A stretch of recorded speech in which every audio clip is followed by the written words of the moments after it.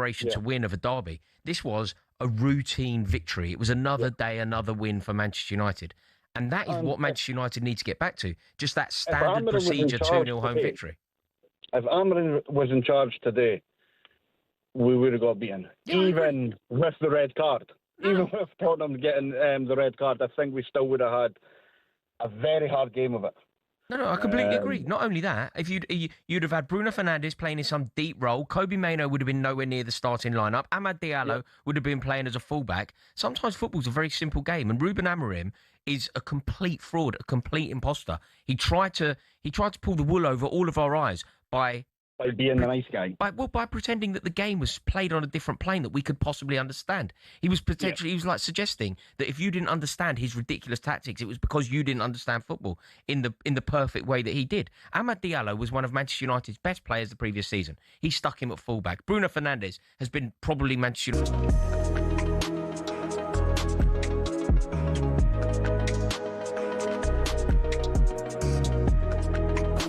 talkSPORT Sports Update, powered by the Nissan Van range, helping business owners to work better and live better. Search Nissan Vans or head to your local Nissan Van Centre. I'm Ben Fletcher. Good afternoon. Eni Aluko has told talkSPORT she doesn't feel welcome in UK broadcasting anymore. It's a very toxic space for me.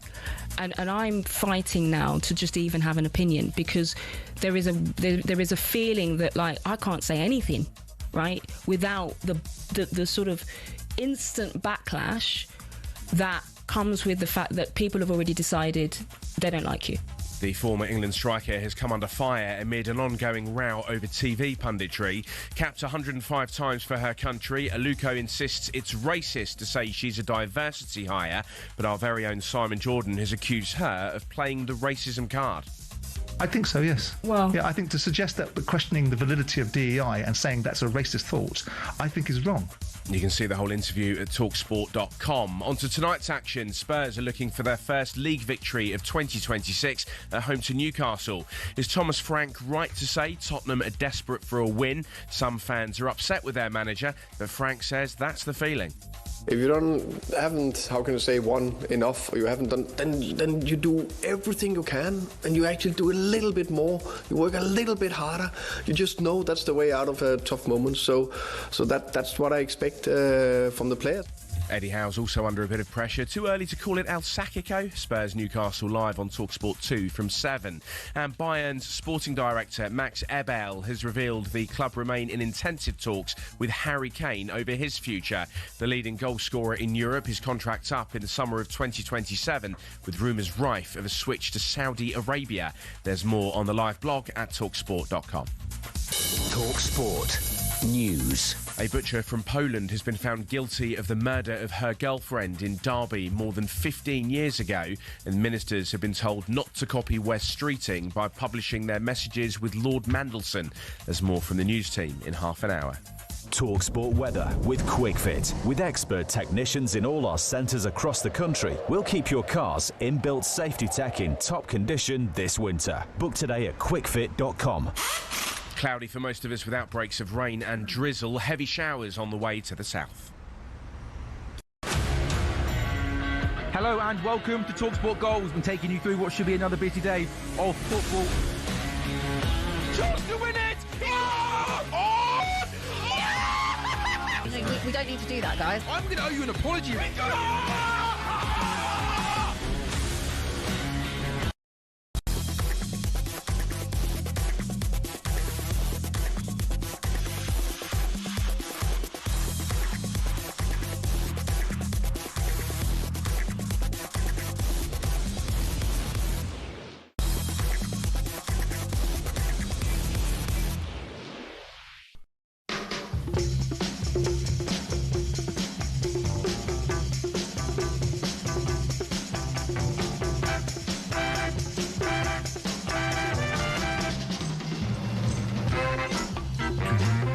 This is Paul Hawksbee and Andy Jacobs with you through until 4 here on talkSPORT. Where this afternoon, please tell us, Andy, what's coming? Well, coming up over the next 3 hours, Mickey Gray, Dean Ashton and Clive Allen join us to look ahead to a big night in the Premier League. Yeah. Steve Harmison talks Cricket World Cup and is bound to touch on his beloved tune. And we're joined by the trading card collector who could be buying his first house thanks to Esteval. Yeah. Ridiculous. £7 packet of cards that could turn into pretty chunky deposit on a house. Anyway, we'll tell you more about that when he pops in. We'll also be joined by the football-loving writer and star of the new Men Behaving Badly stage play. And boxing world champion Lewis Crocker pops in ahead of reluctantly heading down under. Long way to go for a fight. There's all this, plus Stan Collymore joins us for a midweek Fools panel special, and we'll salute the newly crowned UK punning champion, and it isn't me. No, it isn't. I mean, you do love a pun, though, Andy, so do, yeah. I'm sure you'll be delighted to chat to him. Seems pretty good. Anyway, it's 1 1:06. Good afternoon, everyone. Good afternoon, Andy. Good afternoon, Paul. I should start with quite a momentous letter from Brian Linford. It's his shortest ever letter to the Star. Let's just set the scene, shall we? Yeah. Brian Linford writes to the Star every day. He does. He has no punctuation in his letters. He has capital letters when he wants to accentuate certain words. They could be on politics, could be on showbiz, they could be on sport. He always gets published. I'm not sure what the kind of censorship or editing filter is. I think you send in, it goes straight in the paper. Not a great standard. So, but you've become slightly obsessed with Brian, haven't you? One or two of the listeners are always, every day I get a message from a listener that says, Brian written anything today? They love his work. But I think it's more performance art. The way you do it, isn't it, really? It's a bit Samuel Beckett. This one's very short, though. It's only 3 lines. OK, go on then. Here he goes. Lindsay Vonn. Why is that in? So he's gone on the Von. Brackets 41. US is lucky to be alive. Downhill ski sustaining a fracture airlifted. That's it. That's it. Wow, Brian. It's all there, isn't it? Really? Yeah, all the info's. I mean, that's just almost like very it's coming. Succinct. That's like it's coming off the news wires. It doesn't actually have a point to it, does it? Ridiculous. It's the Cheltenham Jazz Festival. Oh, really? Yeah. Well, because are Alan and Ray going to be? Yes, they're staying at John Joe Sample's yard. Yeah. Oh, that's good. Nice. Yeah, well done. Jazz hybrid racing material. And I'm looking forward to the jazz pianist Clive Hill. Oh, yeah. That's tremendous, isn't it? Great. We might have John Thompson on next week, so maybe you can do that. Have you got some more suggestions for the Cheltenham Jazz Festival? Alan Brazil at the Cheltenham Jazz Festival, you know. It is in the... I mean, what would be the drink of choice for jazz people? Be a small bourbon, would it? Or something, maybe a little single malt on the rocks. Yeah. Nice. I suppose it would be, wouldn't it, really? So, but yeah, Alan and Ray doing all the things they normally do. Dean Saunders having to stay for the week, even though he doesn't like jazz, just in case Alan doesn't turn up. That's one of the staples of the Cheltenham Festival. Dino joins us for a drink on a Monday night, and I said, "You here for the week, Dino?" He says, "Oh no, just today or tomorrow." And then Wednesday, he's sitting in reception, he says, "They've asked me to stay because in case Alan doesn't turn up." So it's great. We have a whole week with Dean. He didn't. I think now he's actually packing for the week and prepared to take clean stuff back. Anecdotes are fantastic. Yeah, none of which can be repeated. And if you ever get a chance to an evening in the bar with Dean Saunders is a sea of quite spectacular stories about football and beyond. So we do recommend it if you ever catch up with him. Now this story caught my... We will bring you the Cheltenham Festival, of course, once again here on talkSPORT in about 3 or 4 weeks. 4 weeks' time, isn't it? It is. Big Alan and the team will be with you at breakfast, setting the scene. We'll have 4 live races every day with Rupert Bell and Lizzie Kelly and lots of top guests and all the colour from the festival. Yeah, I'm looking forward. Obviously, I couldn't go last year, so I'm really hoping to be there and looking forward to it. Should be good. Now, a man was forced to remove... I sound like one of those newsreaders. A man was forced to remove 2 foxes from his home after a neighbour complained about the noise and smell. Yeah. One of the foxes... But the foxes are getting used to it. You going to do that one? No. Okay. Henderson, one of the foxes... Henderson? I think was the other one called Jordan. He's named it. What would you call it? Henderson? It's hard, isn't it, for a fox? Yeah. Really? Oh, there you go. And, do we know why the fox was called Henderson? No, it doesn't say. Okay. He required 2 baths a day. Sure, it'd be called Jeffers. Would be like a fox in the box. I say it's one for old Everton fans. That would be good, yeah. What can you do? And... sort of following we both said the same thing. It's funny with the Winter Olympics, isn't it? There's a snowboarder, Mia Brooks, went down fighting. Yeah. She just missed out. We do love to. We've just out. We do have to finish. Mia just missed out on anything. Oh no! Can't wait for the Winter Games. Really looking forward to finishing just outside the medals.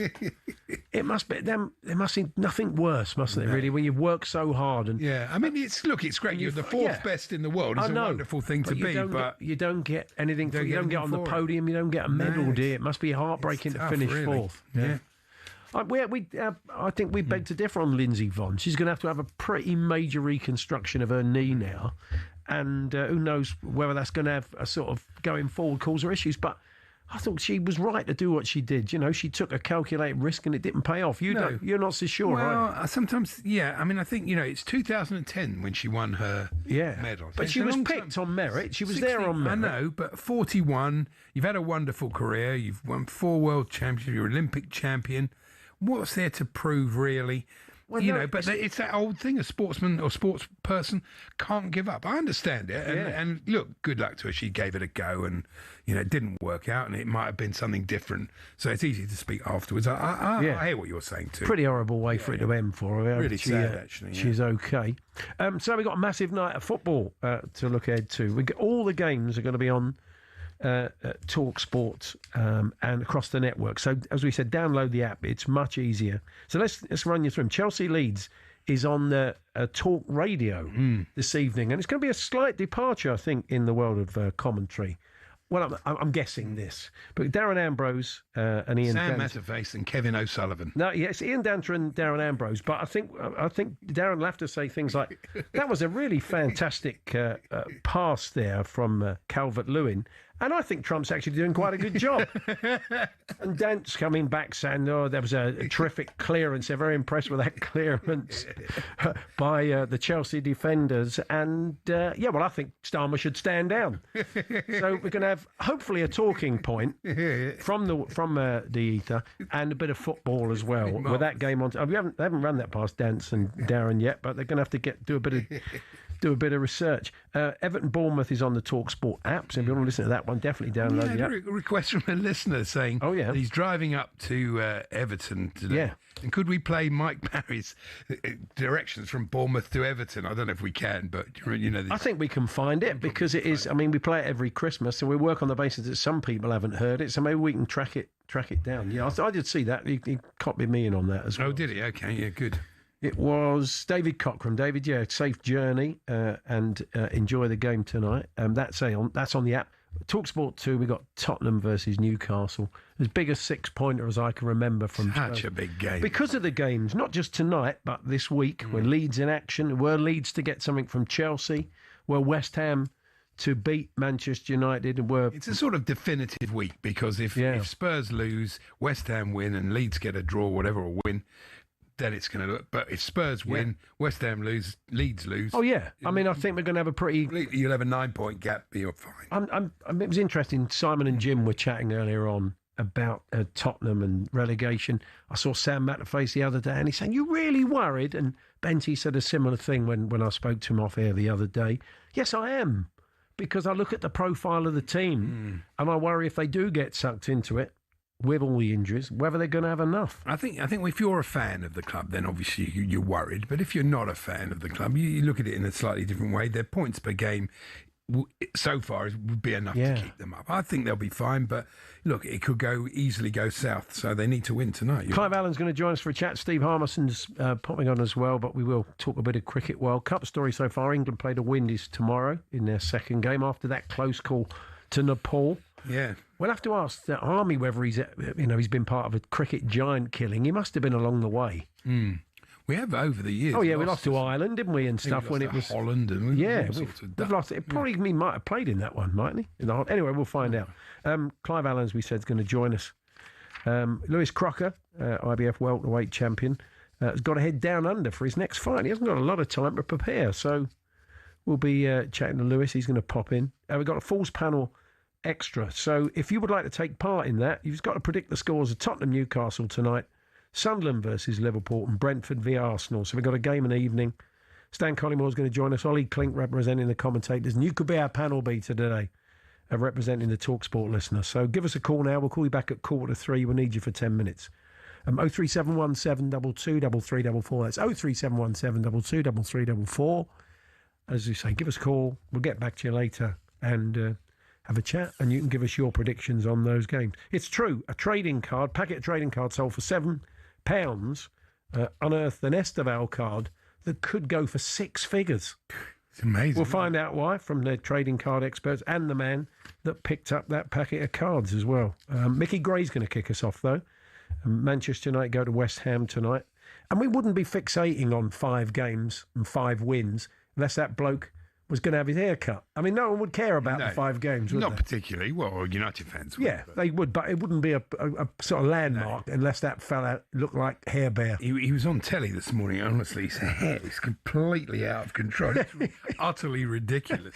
So there's a part of me that wants West Ham to win. And Luke Shaw for England. We'll have a chat with Mickey to kick things off. He's fresh from Pep's press conference, and we'll hear the best of the pressers. Imagine if they win and he just has like a slight trim. Yeah, do you know what? I quite like it. Just take a little bit off the top. Yeah, that'd be good. Anyway, we're going to kick off with Mickey, and as we said, all 10 games this week on the talkSPORT network. So download that app. We're here with Tool Station. Stay one step ahead, whatever the job. Next stop, Tool Station.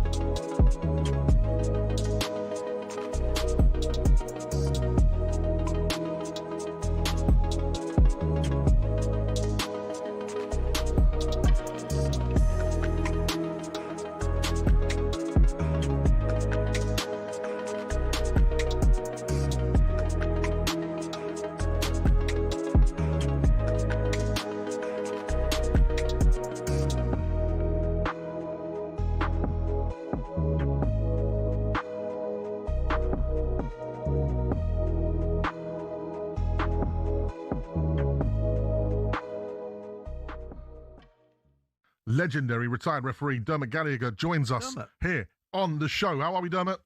Hi, Majestic. Hi, Al. Hi, Dermot. Listen, let's just get your thoughts off that straight off the bat. We don't want to ask you no questions. You're the ref. Tell us what you saw.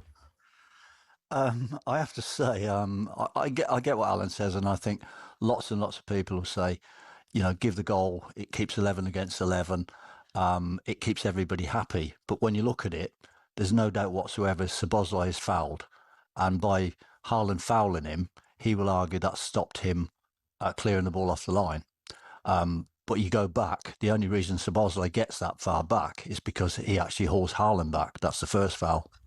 So I don't think I think Craig has tried to play advantage because he thinks it'll be a goal. Definitely, Dermot. He's played advantage, isn't he? Yeah, he's played advantage. And bear in mind, Al, that he can always bring that back if it goes wrong. So but if you go to the second part, right, where Haaland fouls him, right, but the ball's gone in the net. So why didn't he play advantage there as well? Well, he can't play an advantage for foul on Szoboszlai, can he? Because if the ball's in the net, the game, it's terminated, isn't it? That moves over. But if you actually look, that ball's not in the net when he pulls Szoboszlai back. And the problem there, Al, is that but don't you think he see that, Dermot? Don't you think he see the first incident, right? And he's played on. Yeah. He's seen the second incident. He must have seen it. It was fairly obvious. And he still give a goal. That was the on-field decision, wasn't it? The on-field. Hello and welcome to talkSPORT Goals. We're taking you through what should be another busy day of football. Chance to win it! We don't need to do that, guys. I'm going to owe you an apology. How would you get to that conclusion? That's a weak mentality. Oh, get out of it.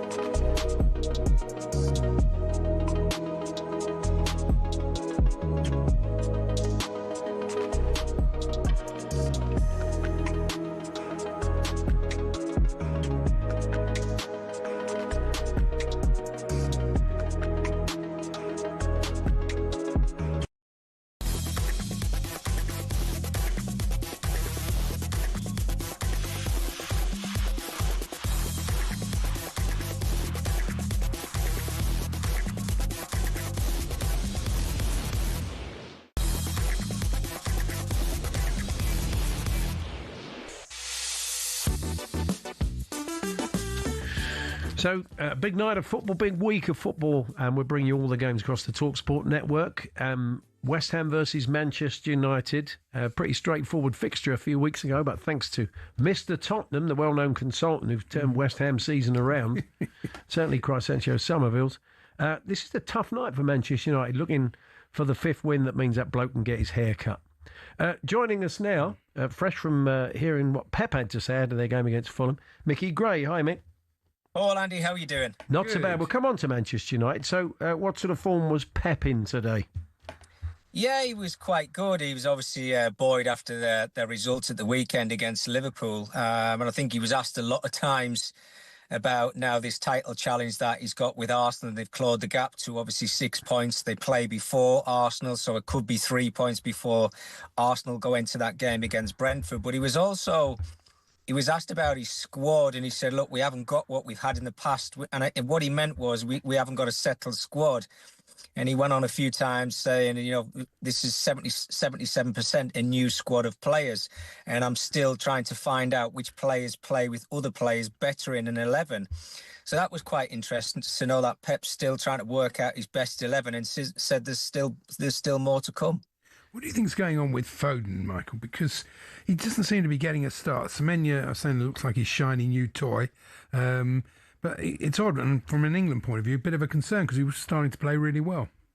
Yeah, you're right, Andy. I think it took him a little bit of time to get over his injuries a little bit earlier on in the season. And when he did come back, he did start to show signs of the form that, we got player of the season a couple of seasons ago. But of late, he's not really been in that starting 11. And when he has been in that starting 11, he hasn't quite hit the heights I think we all expect Phil Foden to hit. So, I mean, you can see there's nothing wrong with the relationship. You see the two Phil and Pep celebrating after that, so-called third goal at the weekend. Yeah. The two players hugging each other in a technical area. But I think with the form of other players, it's just making it really difficult for Phil to get in that starting 11. And you're right about, playing for his country in the World Cup in the summer, because there's so many players in Phil's position who were hitting the heights and playing really well.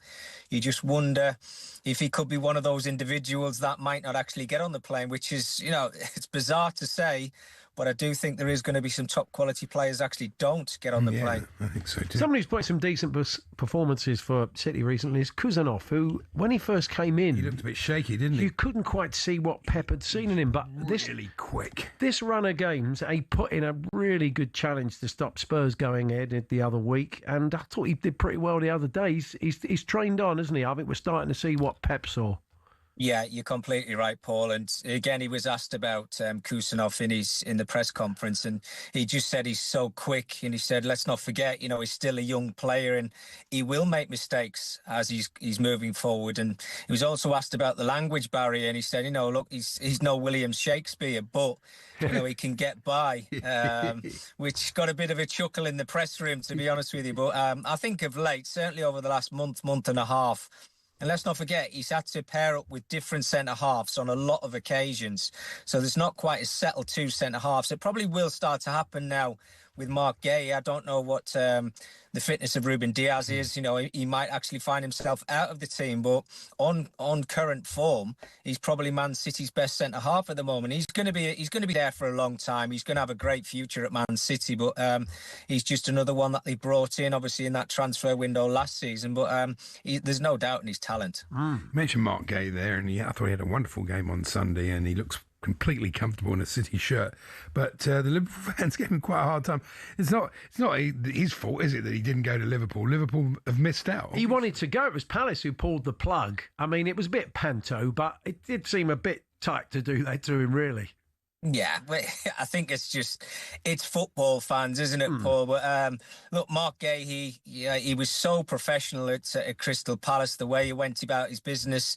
I think we all were pretty much sitting back, weren't we, just wondering which club he was actually going to choose in the summer. But when you think you're getting an England international for 20 million quid, I'm really surprised that there was only City actually went in with the money in that January window.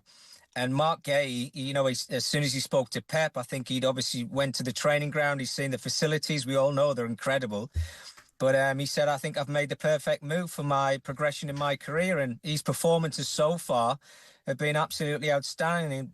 For 20 million quid, I say it again, he could actually take Man City to win the title. I know it's an ask still, but that £20 million could take them to the title. Just before we talk Manchester United, of course, Michael Carrick was asked about old Frank, the man with the big hair, and whether it's on the players' minds that if they lose, he can't have his hair cut. This is what the interim manager had to say. I can say I'm aware of it, yeah. My kids have made me aware of it, if anything, but it certainly won't go into the team talk from a professional level, but I can understand what's going on with it, and it does make me smile, but it won't have an impact ultimately in the end. No, of course it won't. Come on, lads, let's do it for Frank. Yeah, show his picture. At Harry half-time. Maguire showing the lads. We're 1-0 down. Look at Frank's hair. You can't do that to him. Whoever scores the winner tonight for United, if they do, get out some clippers. I think they'll have to. Yeah, that sounds like a good idea. This is a tougher game, isn't it? In light of West Ham's recent form, than maybe it would have been a few weeks back, Mickey. Oh, absolutely. They've found some form over the last 4 or 5 weeks. I think it's 4 in 5 they've won. So they've certainly turned a little bit of a corner, and they give themselves that fighting chance of jumping out of those relegation positions. And how ironic, Nuno Santo, Nottingham Forest manager, they're 3 points above West Ham now. So it's going to be a fight right till the end. But I was actually at the Burnley-West Ham game at the weekend, and first half they played really well. They were sharp. They were on the front foot. They looked as if, they had bodies in the 18-yard area to score goals for them. They got 2 brilliant goals, actually, in the game. Probably petered off a little bit in the second half. But from seeing West Ham at the beginning of the season, when I watched them play against Sunderland, to now, the contrast is tenfold. They looked organised. They look hard to beat. And Man United haven't got a great record at the London Stadium either. So it's going to be a difficult one for Michael Carrick to keep this record going. You're right about the second half, because the first half, when we played them a couple of weeks ago, Chelsea, they played us off the park the first half. They played some lovely football. I mean, much as I didn't want to admit it, but they did. And but they did fade a bit, and that possibly could happen as well. But we'll see. It's going to be... I think there's a story there, Andy, and not just about West Ham. I think there's a lot of clubs this season have looked a lot better in the first half than they have in the second half. Manchester City being one of them.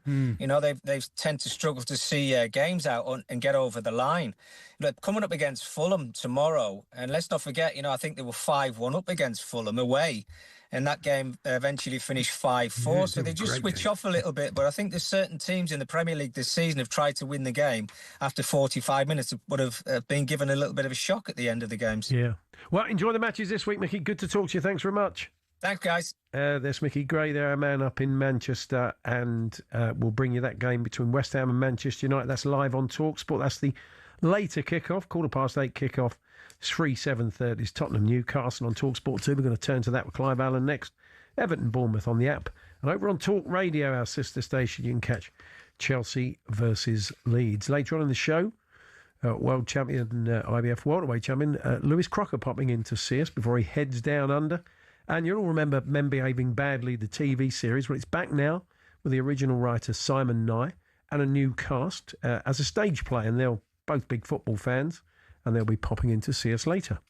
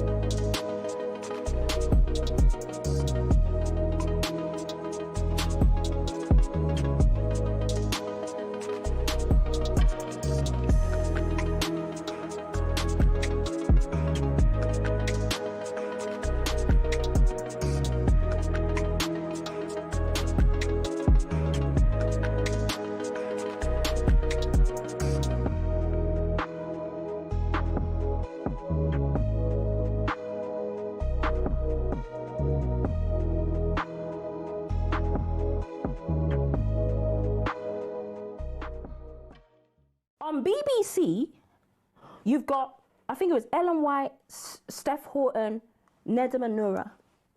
No offence to Nedum Noura, nothing against him. I don't know whether he played for England or not. But you're on the main panel for the final for England women. Let's go over to ITV. I'm in the stands with 105 caps. So you've got 2 women. Between us, we've got 290 caps, something ridiculous, right? You turn over to ITV, and it's Ian Wright, Emma Hayes, and Kaz Carney. So out of 6 spots on 2 of the main, you can't watch the game anywhere else.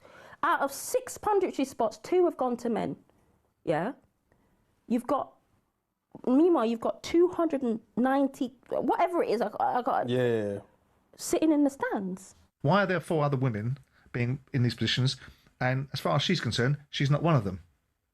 I would suggest that she's not a very good broadcaster. That might be one of the reasons why. And if you want to learn, I mean, I've had Eni, I don't dislike, I think she's quite an intelligent lady. I mean, she's qualified in law, she's nobody's fool, but some of the things that come out of her mouth are foolish. She came on this show about 2 years ago debating with me the idea that Manchester City concocted a transfer deal between sporting directors to try and get, I think it was Declan Rice, wasn't it? That Pep Guardiola was using his influence to be able to convince Arsenal to pay £100 million for Declan Rice, and it was concocted between the sporting directors. It was preposterous nonsense and had no real substance behind it, and it got some traction, and we had Eni Aluko's clarified her recent comments on promoting female pundits in the women's game. She's told White and Jordan men should only have a supporting role. That might be Ian Wright doing pitch side hits 10 minutes before the game. It gives a bit of colour, a bit of context, goes to the main studio and bang, you've got the faces of the game, whoever the 3 female pundits are. The former England striker recently questioned why Neda Manua was working on the Women's Euros while she was in the stands. But Simon Jordan doesn't like the language Aluko's using. It's steeped in a sense of entitlement. I mean, the sheer weight of the entitlement that you seem to believe that you have would resink the Titanic. I think you've been quite fortuitous. You can watch their hour-long ding-dong back on the talkSPORT YouTube channel. Now, is Thomas Frank right to say Spurs are desperate for a win? Some fans are upset, but Frank says that's the honest feeling around the club because Spurs are looking for their first league win of 2026 at home to Newcastle, live on talkSPORT 2 tonight. Joss Butler's the latest player to publicly back under-pressure head coach Brendan McCullum, who he calls as sharp as anyone he's ever worked with. McCullum used walkie-talkies to get messages onto the field during England's narrow T20 World Cup win over Nepal. Butler says coaches should get more involved in real time. It seems like cricket, where this kind of sport where we are still a bit behind maybe in that area, where you look at other sports where managers and coaches, you think of rugby running messages on and players like that. So maybe that will come more and more into cricket. You can catch all the latest on talkSPORT's cricket YouTube channel.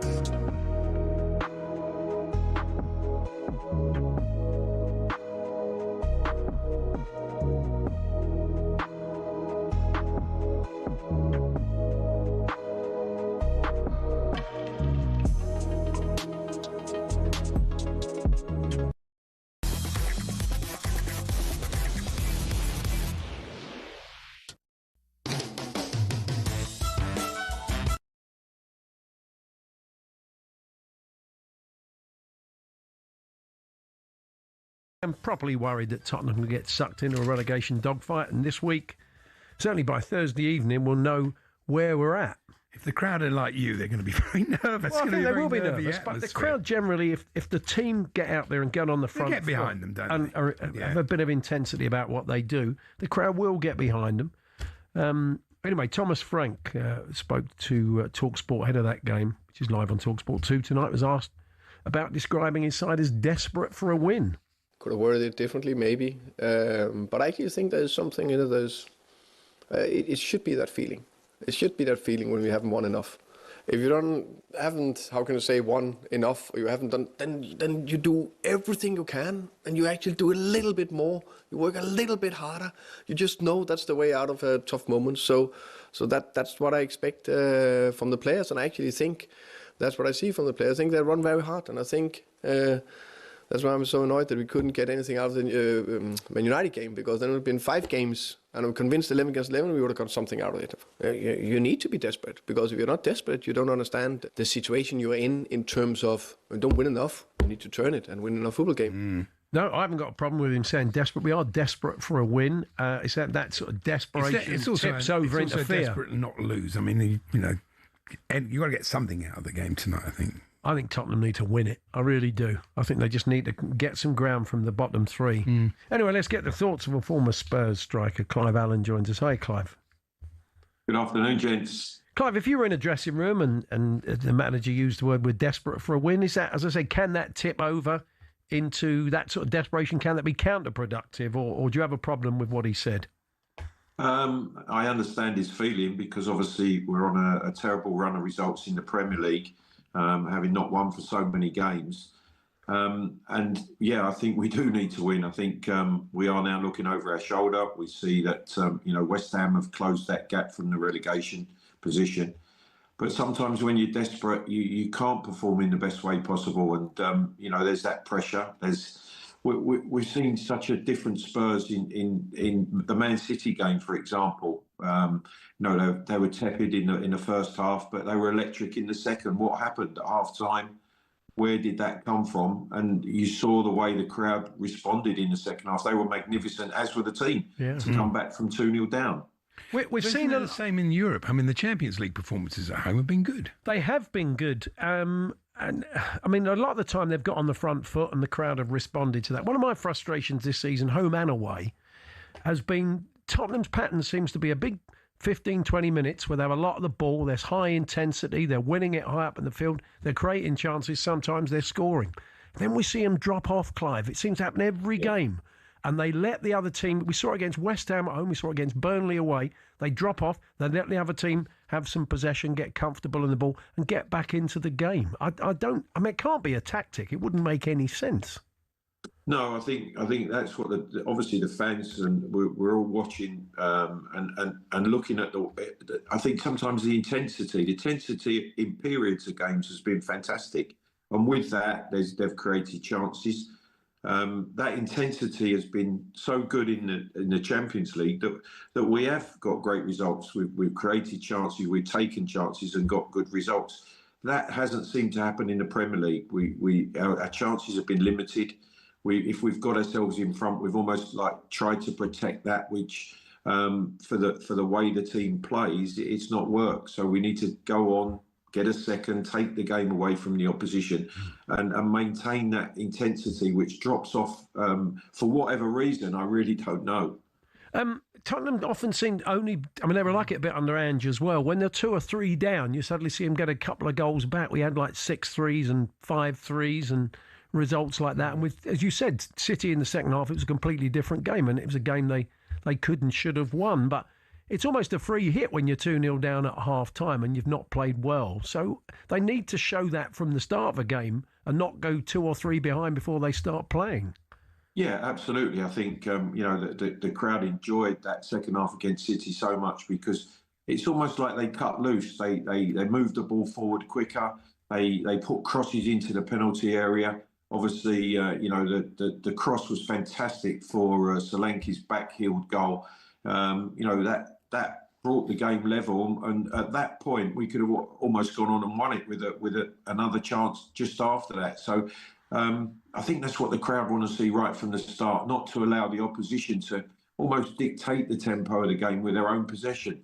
It's a big game for both teams tonight. It really is. Yeah. And it's tonight. I mean, look, Newcastle are on 33 points. They've got 4 more points. They won't want to be sucked into this. So they're going to want something from tonight. But if Spurs were to win, depending on what happens the rest of the week with Brighton and Palace, that's 2 more teams you're sucking into it. What you don't want, when you look around the teams there, Forest have got a deep squad and maybe could work their way up the table. West Ham are in form. Leeds have got players in form at the moment. So Tottenham don't want to just be cut adrift. And so you're looking at, 1 relegation place for 4 teams. No, that's not a battle you want to end up in. Certainly, I think we've got the beauty of the Champions League going into the last 16 there, which undoubtedly keeps everything alive, keeps everybody happy at the club. That's it's a mammoth opportunity.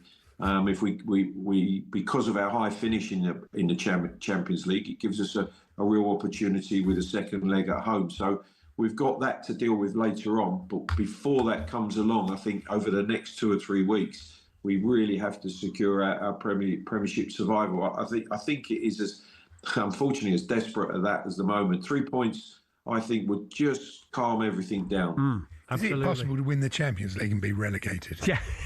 Well, yeah, when we managed to finish 17th and win the Europa League. So hold my beer, I guess is the phrase. That would be I honestly think you'll be all right. But obviously, I haven't got skin in the game. But looking at it, I agree with Clive. I think tonight if they can win tonight, it takes a lot of pressure. You presume, it's hard to see. West Ham could get something out of the game, but are they going to beat United? I don't know. Well, they're playing very well at the moment.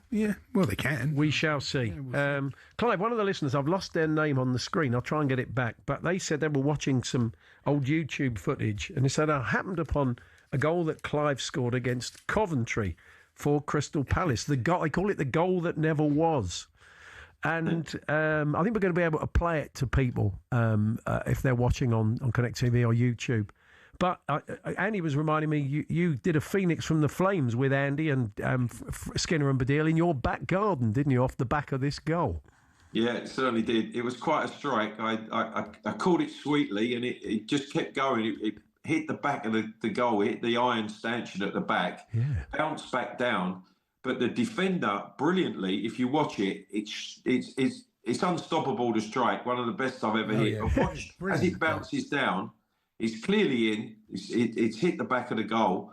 And what happens is, as it bounced down, the defender hooks it away, and the game continues. They take the ball away. He starts playing it out from the back. And the referee says, "Play on." He said he thought it struck the woodwork. It was a bit like Soberslai's shot on Sunday, wasn't it? It was a cutaway like that into the corner. But I mean, with VAR, most of us don't want VAR, but with VAR, you would have been all right, wouldn't you? The goal line tech. Well, we know that's definitive VAR with goal line technology, and yes, it would have been. I'd have had one more goal on my career tally, and a good one as well. Yeah, excellent. Well, look, enjoy the game tonight, Clive, as much as you can. It's going to be very tense. We'll catch up with you soon. All the best. Thank you very much. It's Clive Allen there, the former Spurs Palace striker. And, we'll bring you that game, as we said, over on talkSPORT 2. Steve Harmison joining us next. We'll get a bit of a Newcastle angle on that game and talk a bit of Cricket World Cup. We've got a game unfolding this afternoon. USA are playing Pakistan. USA won the toss. They put Pakistan in. It seems to be the way, doesn't it? Chase if you can, if you're behind the 8 ball. But out of all of the major test-playing nations, Pakistan have got a bit of a habit of losing to minnows. Yeah. It could happen, but you'd think they'd win this game. 19 without loss and just over 2 overs currently, and we'll keep an eye on that if we can smell an upset. But, Steve Harmison joining us next. England are back in action against the West Indies tomorrow, having that near miss against Nepal. That's right, Nepal, in case you missed it. England nearly managed to lose to at the weekend. But Harmy up next. We're here with our good friends at Tool Station. Pick up your wet weather essentials today. Next up, Tool Station.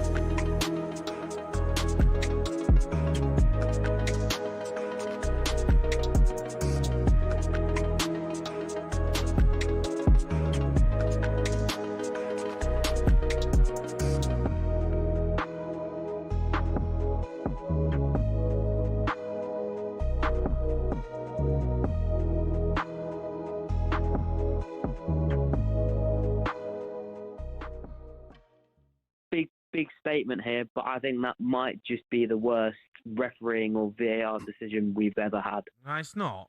It's not. How can you say it's a denial of a goal-scoring opportunity when Man City scored? Because Haaland dragged down Slobosai.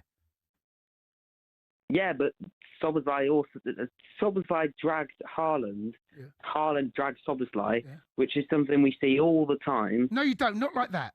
Not two separate incidences.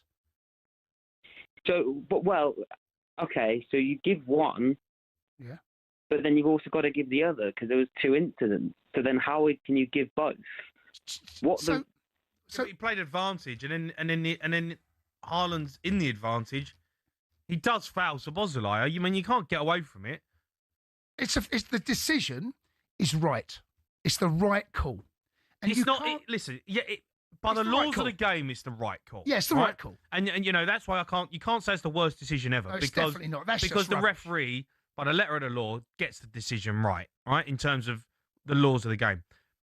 Do I agree with it? No, I think it's ridiculous. I think there needs to be some sort of common sense law brought into the game where that you just let go, right? You just let that slide. You just let it go. Two fouls don't mean a right. No, I know, but you can't have. No, I know, but you can't have Szoboszlai dragging Haaland back. By the way, Haaland should score, and then you can't have Haaland dragging back Szoboszlai. Yeah. If you remember, right, if you look back at it, Szoboszlai's looking for the free kick. He's gone to the referee on his knees like that. Yeah. He's going to say, "Where's the free kick?"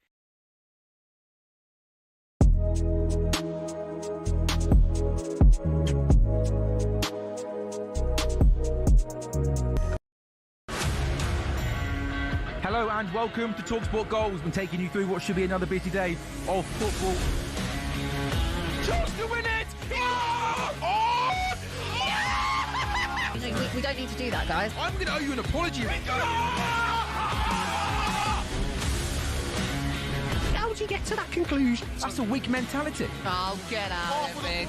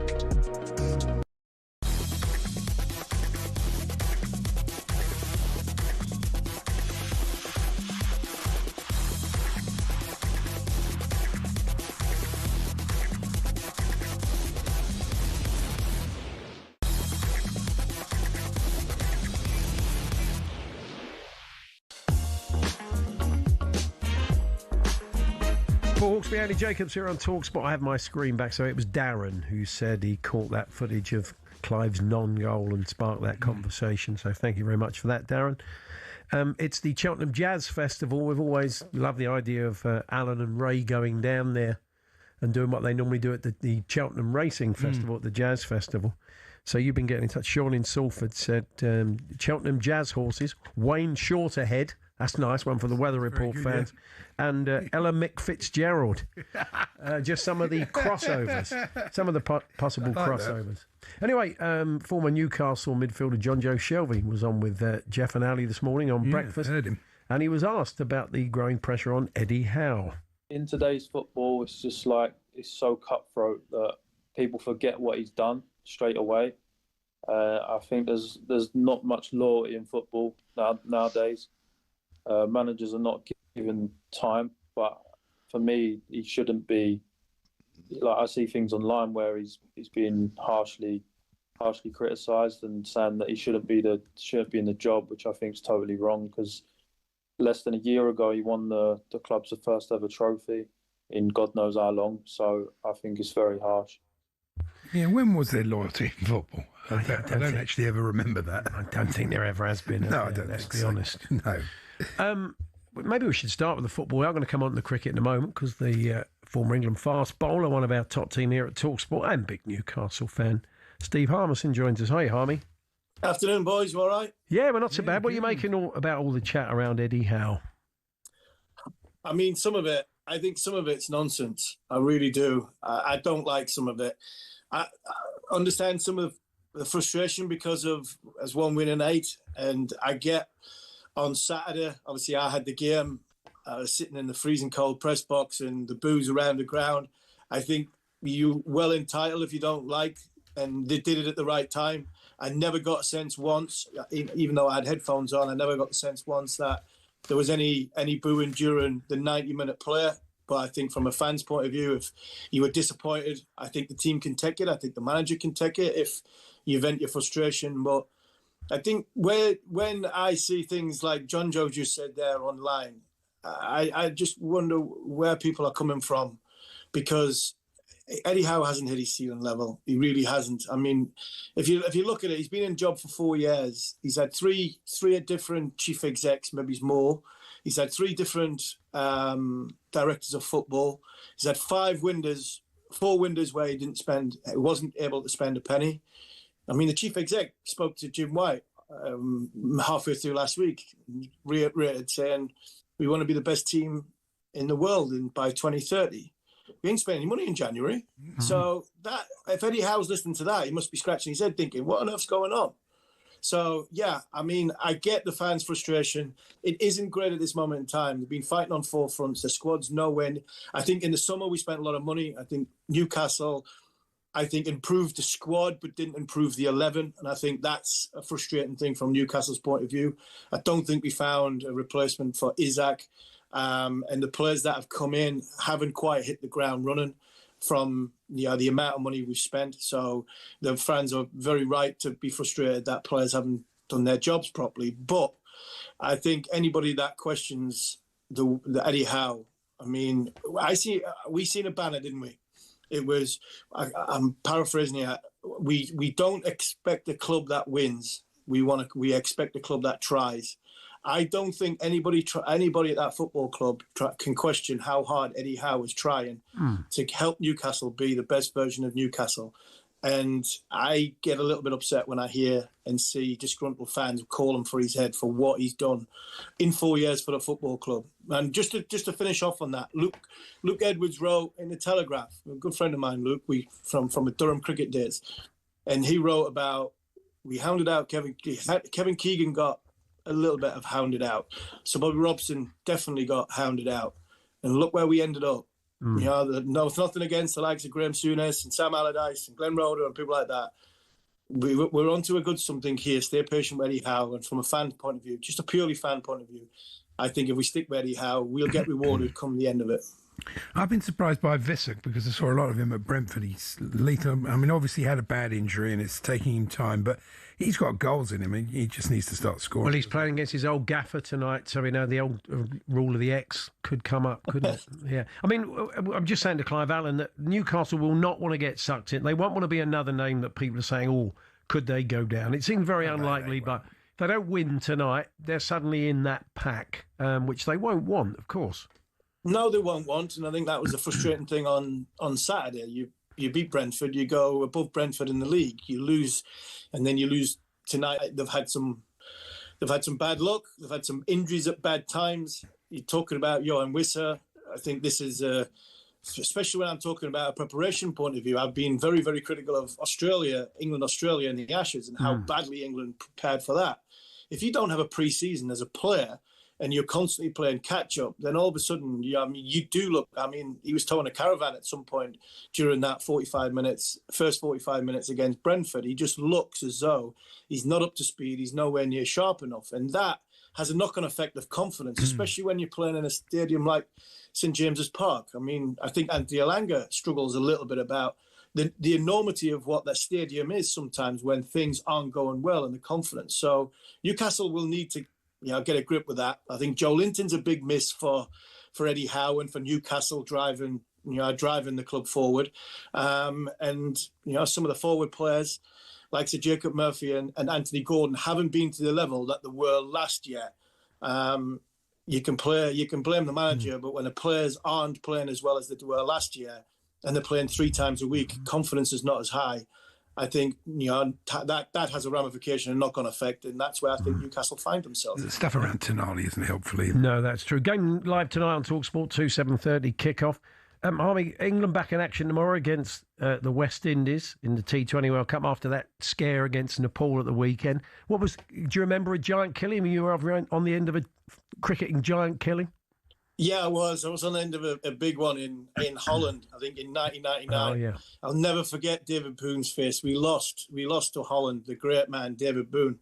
And we sat, there was about four of us, just recently passed Norman Gifford, who was 86 when he passed. And there was a few of us sitting in the sports hall in Amstelveen, I think it was, and we were drinking a few pints, thinking this is rock bottom. We hadn't won many games, and this was rock bottom. So I mean, giant killing is one thing. It's how you come back from it. And I remember during that time, David Boone got us in a position, and we went on a run. We won and got promoted. Well, we stayed. We got the top division that season. So sometimes it's a good thing for you. I think this World Cup.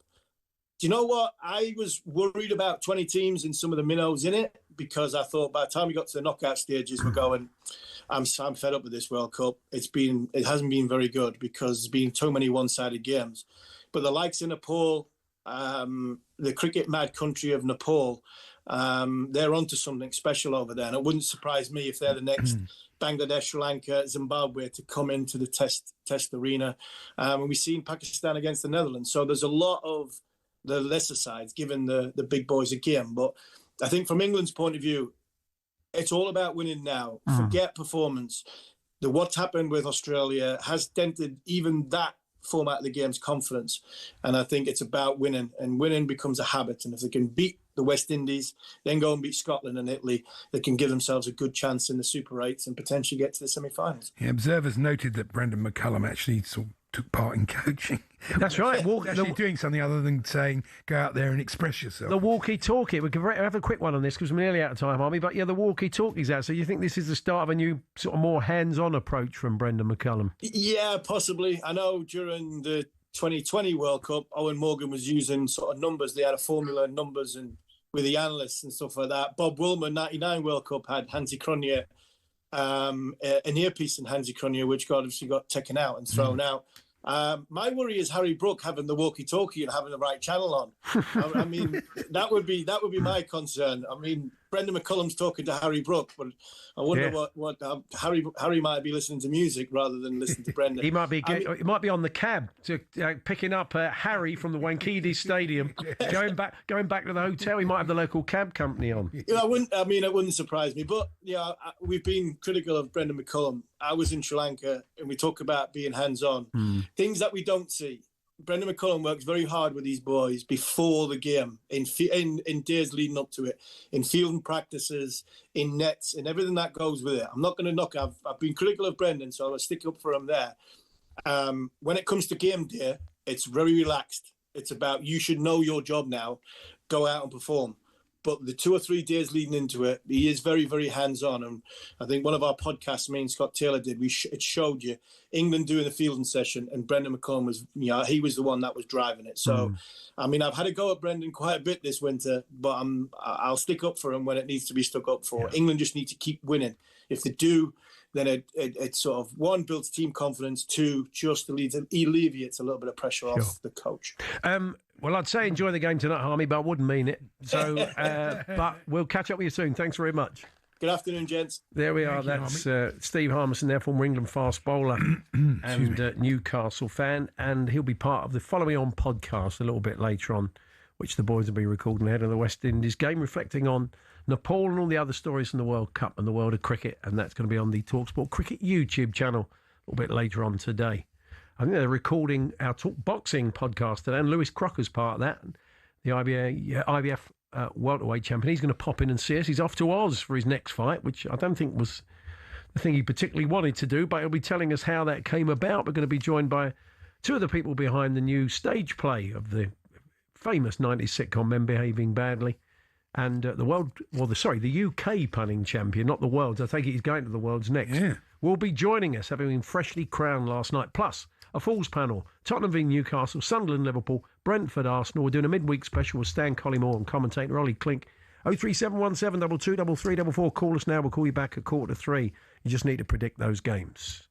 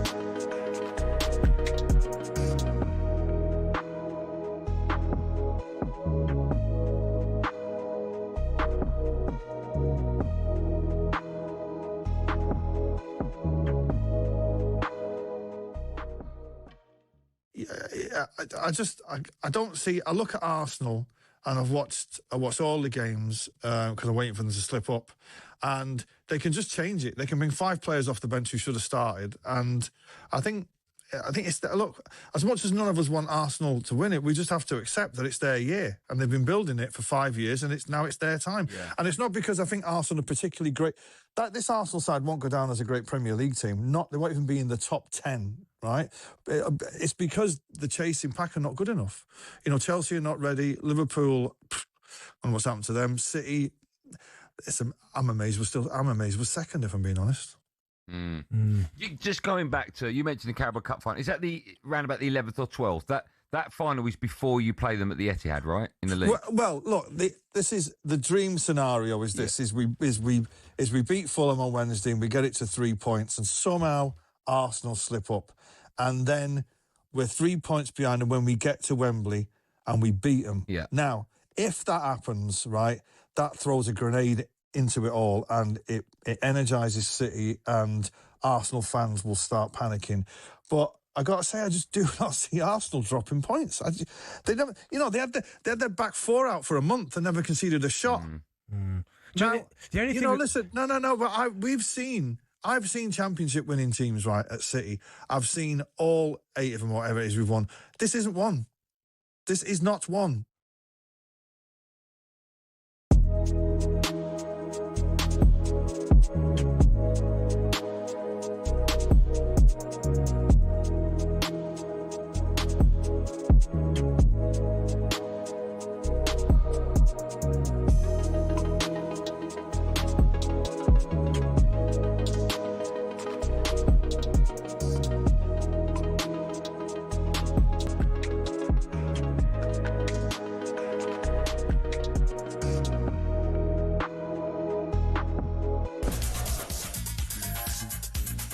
Also joining us later on, Dean Ashton, to look ahead to West Ham Manchester United this evening. That one live on talkSPORT from 8:15. But let's get the sports headlines now with Ben Fletcher.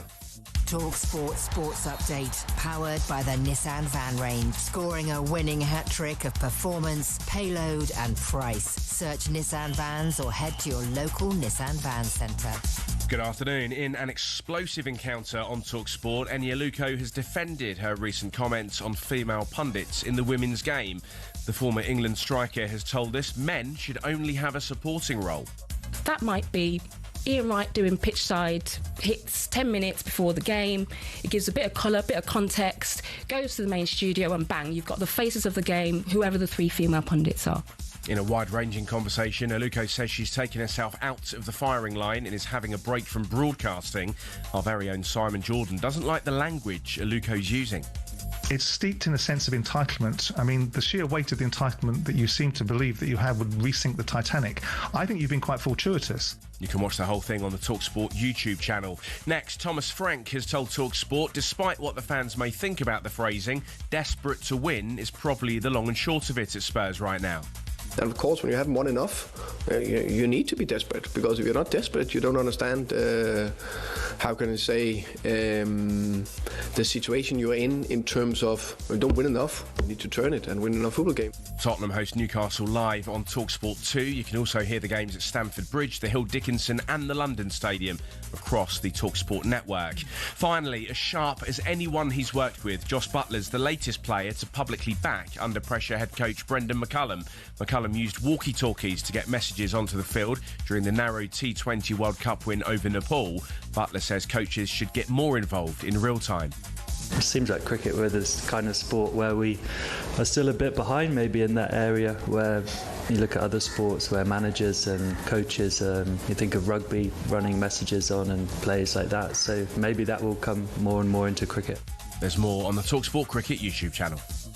talkSPORT News. A skilled butcher has been found guilty of murdering her partner in Derby more than 15 years ago, and Birmingham's bin dispute doesn't look like it'll be getting resolved anytime soon. There's more from the news team at past. talkSPORT weather with QuickFit. Get a free vehicle safety check at all of our 600 centres nationwide to keep you safe on the road. QuickFit. Drive away happy every time. Heavy showers building up in the south, cloudy for most of us with outbreaks of rain and drizzle.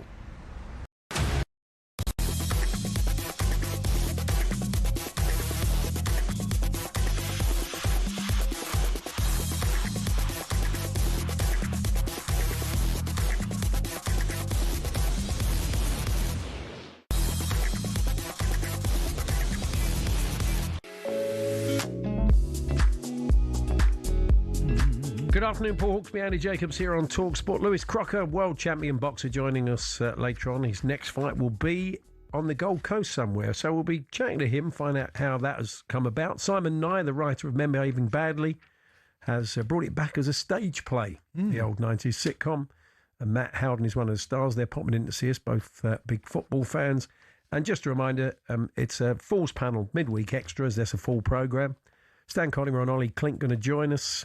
And we're going to look at Tottenham versus Newcastle, Sunderland v Liverpool, Brentford, Arsenal. All those games, as we said, live on the network this week. All 10 games from midweek are live with us. 03717223344 if you want to represent the panel beaters, our talkSPORT listeners. Just a note on what Thomas Frank was saying in Fletcher's bulletin there. I mean, they want a good atmosphere tonight. They want to get the crowd on side. Tottenham, in their wisdom, decided to make the Newcastle game a Category A match. The ticket prices tonight for an adult are from £71 to £109. So it won't be full up. You sometimes question the sense, don't you? I mean, I can understand Arsenal, Chelsea, sure. Manchester United being Newcastle Category A on a Tuesday night, 7:30 kickoff. Yeah, difficult. You're right. They don't help themselves, do they? But that that could be their catchphrase. Let's move on then to the UK punning champion. I think it was crowned last night in Leicester. Adam Ernest Pickard is the winner, and he joins us now. Adam, good afternoon. Hello, Hawksbee and Jacobs. Hello. Congratulations. Yeah, congratulations. Thank you very much. Thank you very much. It's great to be here. On the face of it, it's not like a sporting prize, but that you win a belt, don't you? You win a kind of boxer's Queensberry type belt. Yes, it's basically formatted as a boxing match without any of the boxing gear. So it's a ring, and we come in the red, the blue corner, just list off just puns at each other. No punching. We didn't get to that, but I had all the trimmings otherwise. Fantastic. So are you a stand-up comedian, or did you just somebody? Yes, I do. I do a bit of stand-up here from time to time. And I've done sketch as well. So I maybe you want to give us a few of the puns, because I've one or two of your highlights I thought were. Andy loves a pun. We do a thing every Thursday called the birthday spread, and Andy gets very puntastic there. So give us one or two that knocked the judges out last night. So the big one, I'll read you some from the press release, sure. Which has come out, which I think one of my personal favourites was Green Sleeves, of course, was a song composed by Henry VIII. And I want to play some of it here, but it's not royalty free. Hey, there we go. I like the. I did quite like the Giorgio Armani one, Adam. Oh, thank you. I'll read that one out. It's my friend and I went to a wizard. We paid a wizard so that Giorgio Armani would live forever. So when he died, we went back to the wizard and said, we'd like our money back. Hey! I thought if you'd like an exclusive, just because this is Talk Sport, I don't really talk sport, but one of the categories was Football World Cup, and I wasn't actually in that round, but I still wrote jokes for it in case it did come up. Right. So I could read you a sort of, if you wanted exclusive, I could read you some We of my love World them, Cup Adam. jokes Go if for you'd it. like that. Yeah, brilliant. And there's a number of fans on the pitch. They're dancing, they're singing, Consider Yourself and Food, Glorious Food. They think it's Oliver. It is now. Andy, you'd be proud of that on a very Thursday, proud of wouldn't that. you? Yeah. That's very Let's have good. another World Cup one, Adam. All right. I entered the vegetable eating World Cup, but I couldn't get through the cauliflowers. Oh, that's good. The good thing is, there was one you had here that really that did work well in print, which was only women can use the herbal dumbbells. Time waits for no man. You've got to see that written down. You do, yeah. Haven't you? That's the thing. We've got you. We lost you there. Are you still there, Adam? Yes. Yeah, that one was... I'm still here. Hello. Yeah, no. You just keep dropping off a little bit, but then we'll persevere. Yeah. I mean, do you actually write these and then go armed with them, or I mean, how does it work? The sort of preparation for the championship. Yes. So what happened was they gave us sort of 20 categories in advance to write puns for, and then those categories would be drawn at random out of a hat for the rounds. So we had them prepared, but I've been writing them over about the past month and a half. And I've got tons of them. I've got, I mean, I don't know if you can see here, but I've got like a sort of 14-page packet. I will say about half of them are not very good. But luckily, they only make you do about 4 or 5 per round. So I was able to bring my best. Well, look, congratulations, Adam. Well done. Yes, well done. Do you go now to the Worlds, or is this just a standalone UK championship? Or Yeah. I've got to compete against the champions from all the other countries now, I suppose. It's such a British thing, though, punning. It is, yeah. We should lead the world. We should win gold in this, definitely. So yes, very much. Nice. Very much so. Cheers, Adam. Thank you. Well done. All right. Yeah, great stuff. Thank you. Apologies for the delay there, folks. Adam Ernest Pickard. A.E. Pickard. What a great literary name. If he ever writes a book. Yeah. But he is the UK punning champion. Can't like the weather. A couple of good World Cup ones in there. He got a proper belt, didn't he? Like a boxer. Yeah, it does a proper boxer's belt. Well, as you're aware, because Fletcher just played you a little snippet then, the former England and Chelsea striker Eni Aluko joined Jim White and Simon Jordan in the studio this morning. She recently reignited the debate around male pundits in the women's game. And speaking on talkSPORT earlier, she spoke about Ian Wright and how his name is sometimes used against her. Based on what I said, I don't think it warrants this sort of...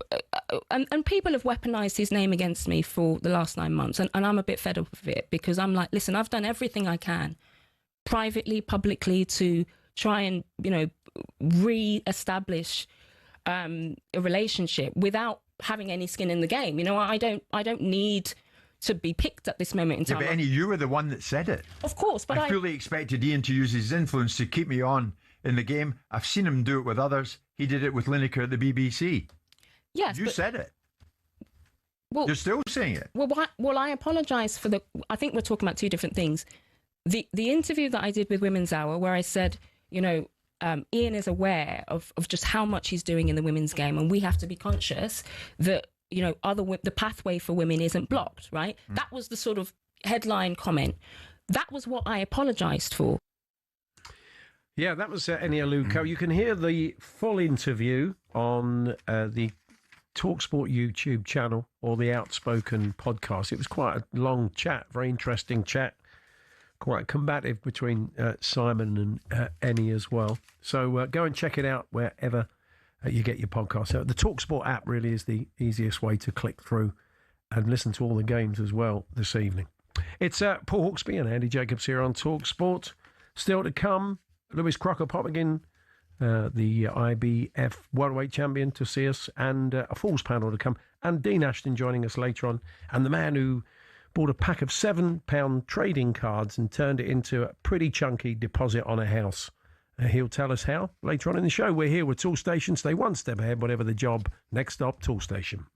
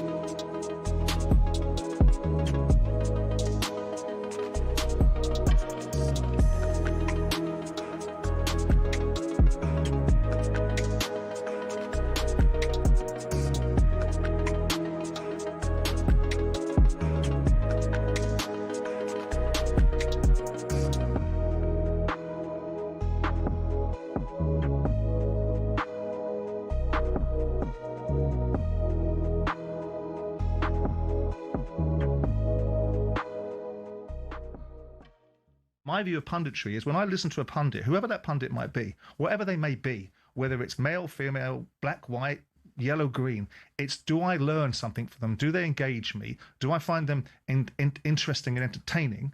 And do they merit my attention? And that's my response to the reasons why I was saying the things I said. He's sitting right beside you. Yeah, it's an opinion, isn't it? Which Indeed. we're all entitled to. I put value on opinions. Right, you have to, because there's Depends where they come from, right? everybody has them, right? So I'm not going to listen to a mob on X who've never ever put themselves in any situation to do anything close to what I've done in my career. I listen to the professionals, right? I listen to the people who've hired me for the last 11 years around the world, the biggest broadcasters in the world.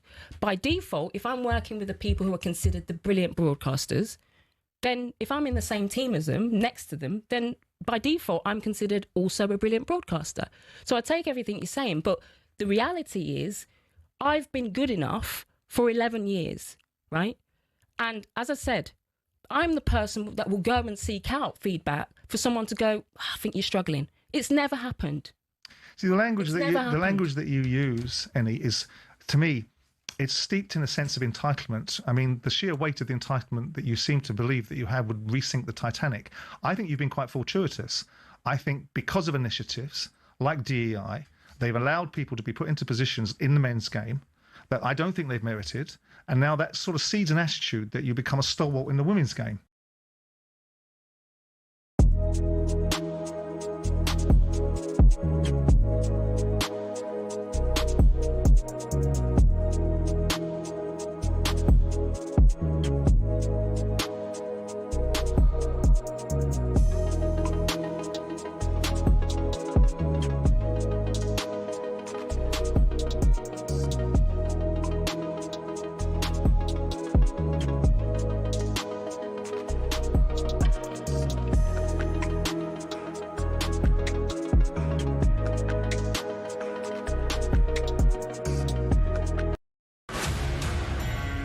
Hello and welcome to talkSPORT Goals. We're taking you through what should be another busy day of football. Chance to win it! We don't need to do that, guys. I'm going to owe you an apology.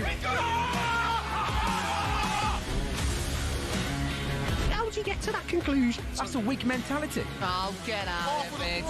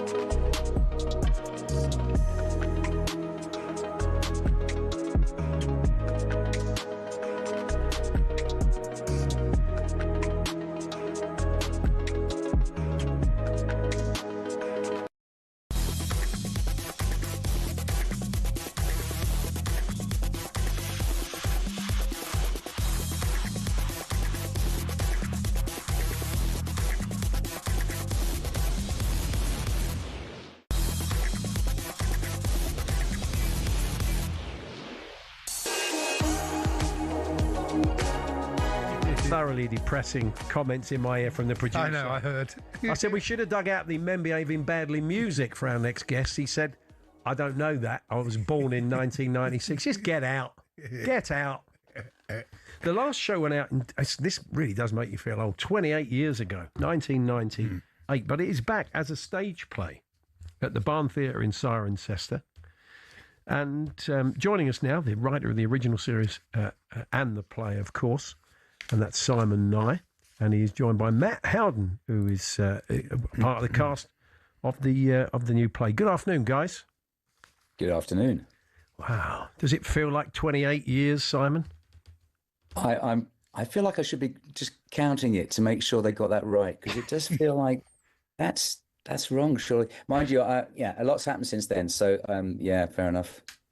Yeah, that's true. I mean, Matt, you can hear us, can't you? Yeah. Good stuff. Matt, you're playing Tony, is that right?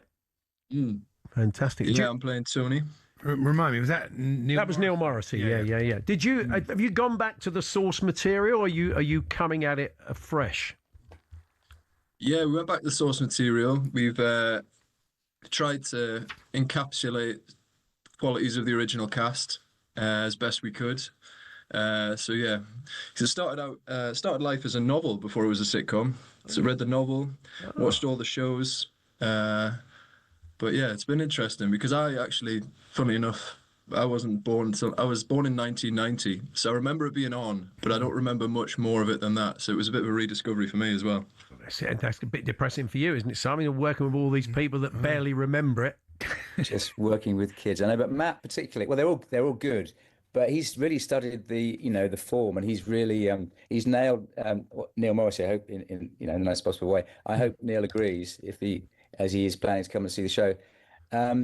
Yeah, well, it's fine. I mean, the people have been nice about it. Rewatching it, sometimes you think it was a long time ago. Does it still have any value at all? And is it still funny?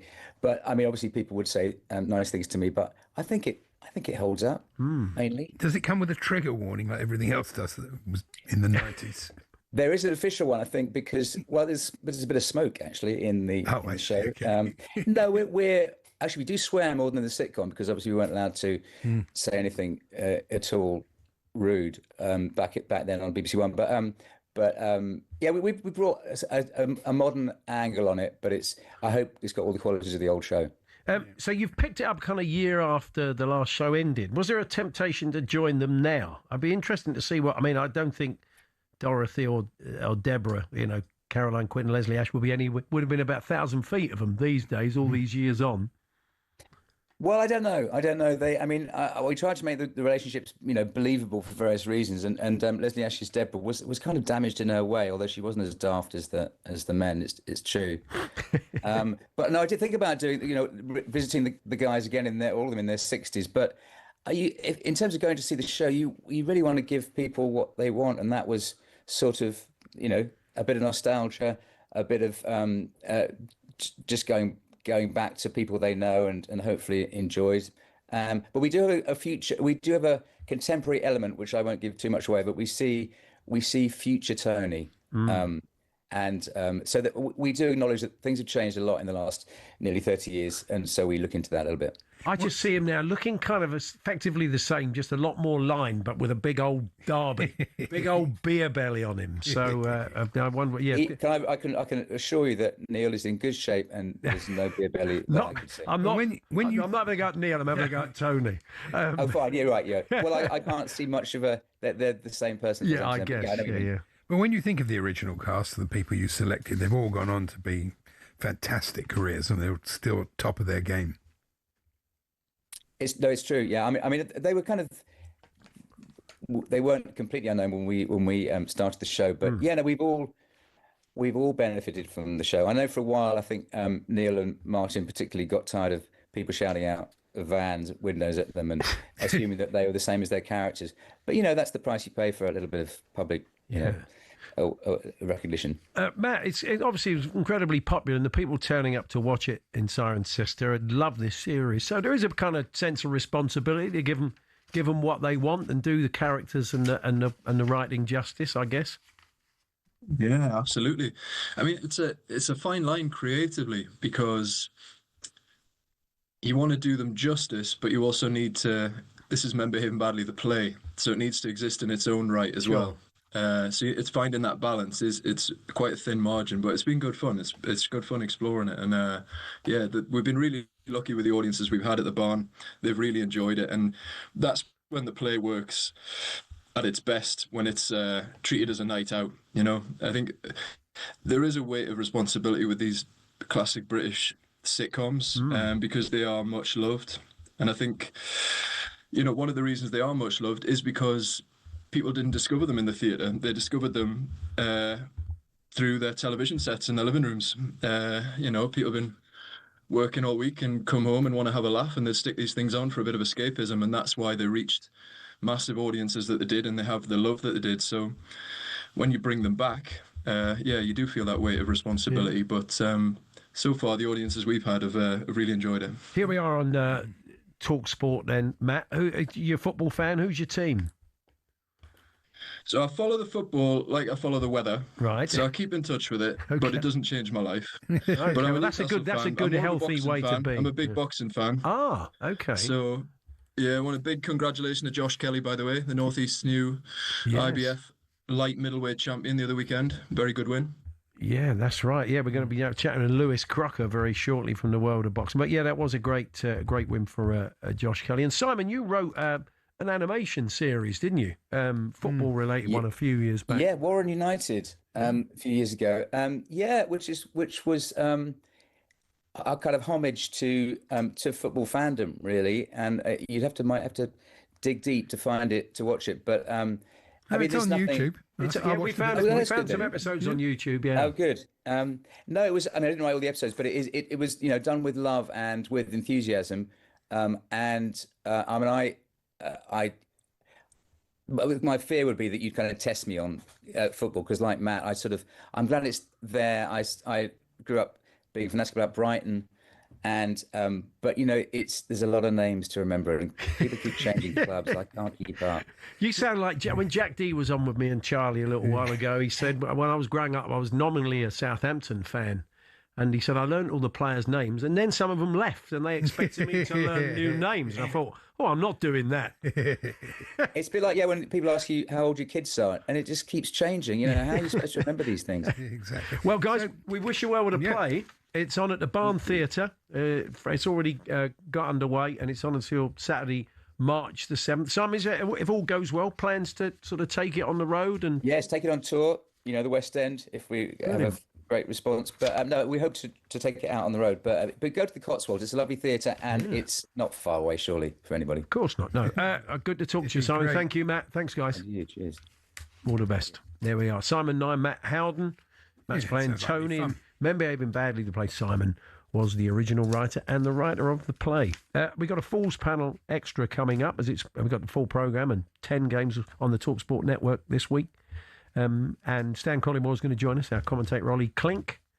But Lewis Crocker, as we said, from the world of boxing, popping in very shortly, the IBF welterweight champion. He is off to Australia for a fight next month, which he wasn't expecting. I don't. He thought he might be fighting in Belfast. He'll tell us more about that when he pops in very shortly.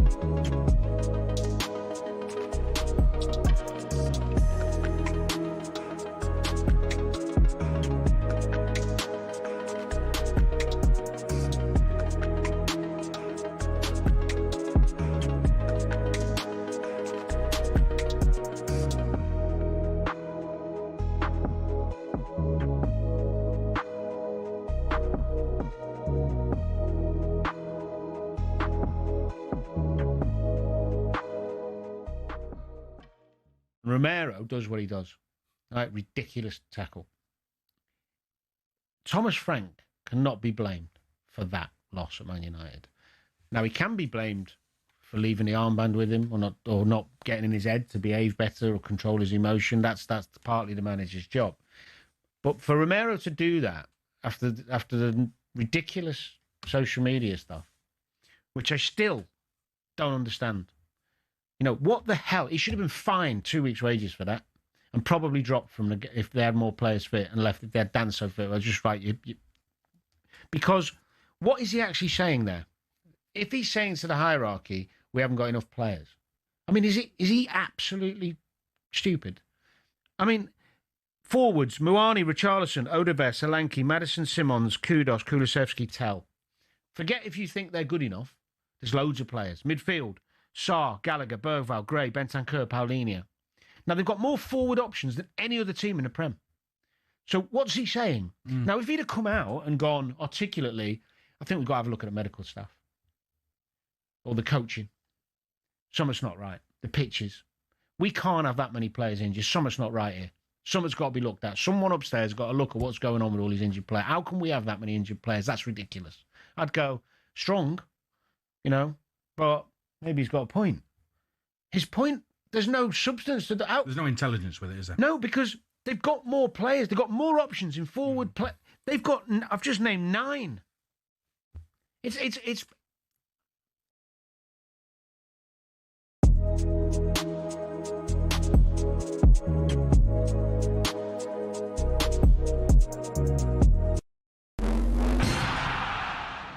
Eni Aluko's clarified her recent comments on promoting female pundits in the women's game. She's told White and Jordan men should only have a supporting role. That might be Ian Wright doing pitch side hits 10 minutes before the game.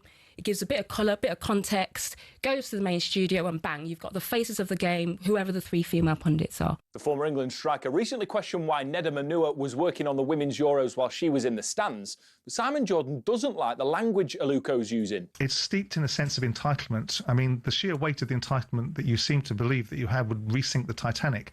I think you've been quite fortuitous. You can watch their hour-long ding-dong back on the talkSPORT YouTube channel. Now, is Thomas Frank right to say Spurs are desperate for a win? Some fans are upset, but Frank says that's the honest feeling around the club because Spurs are looking for their first league win of 2026 at home to Newcastle, live on talkSPORT 2 tonight. Jos Buttler's the latest player to publicly back under-pressure head coach Brendan McCullum, who he calls as sharp as anyone he's ever worked with. McCullum used walkie-talkies to get messages onto the field during England's narrow T20 World Cup win over Nepal. Butler says coaches should get more involved in real time. Seems like cricket where this kind of sport where we are still a bit behind maybe in that area where you look at other sports where managers and coaches, you think of rugby running messages on and plays like that. So maybe that will come more and more into cricket. You can catch all the latest on talkSPORT's cricket YouTube channel.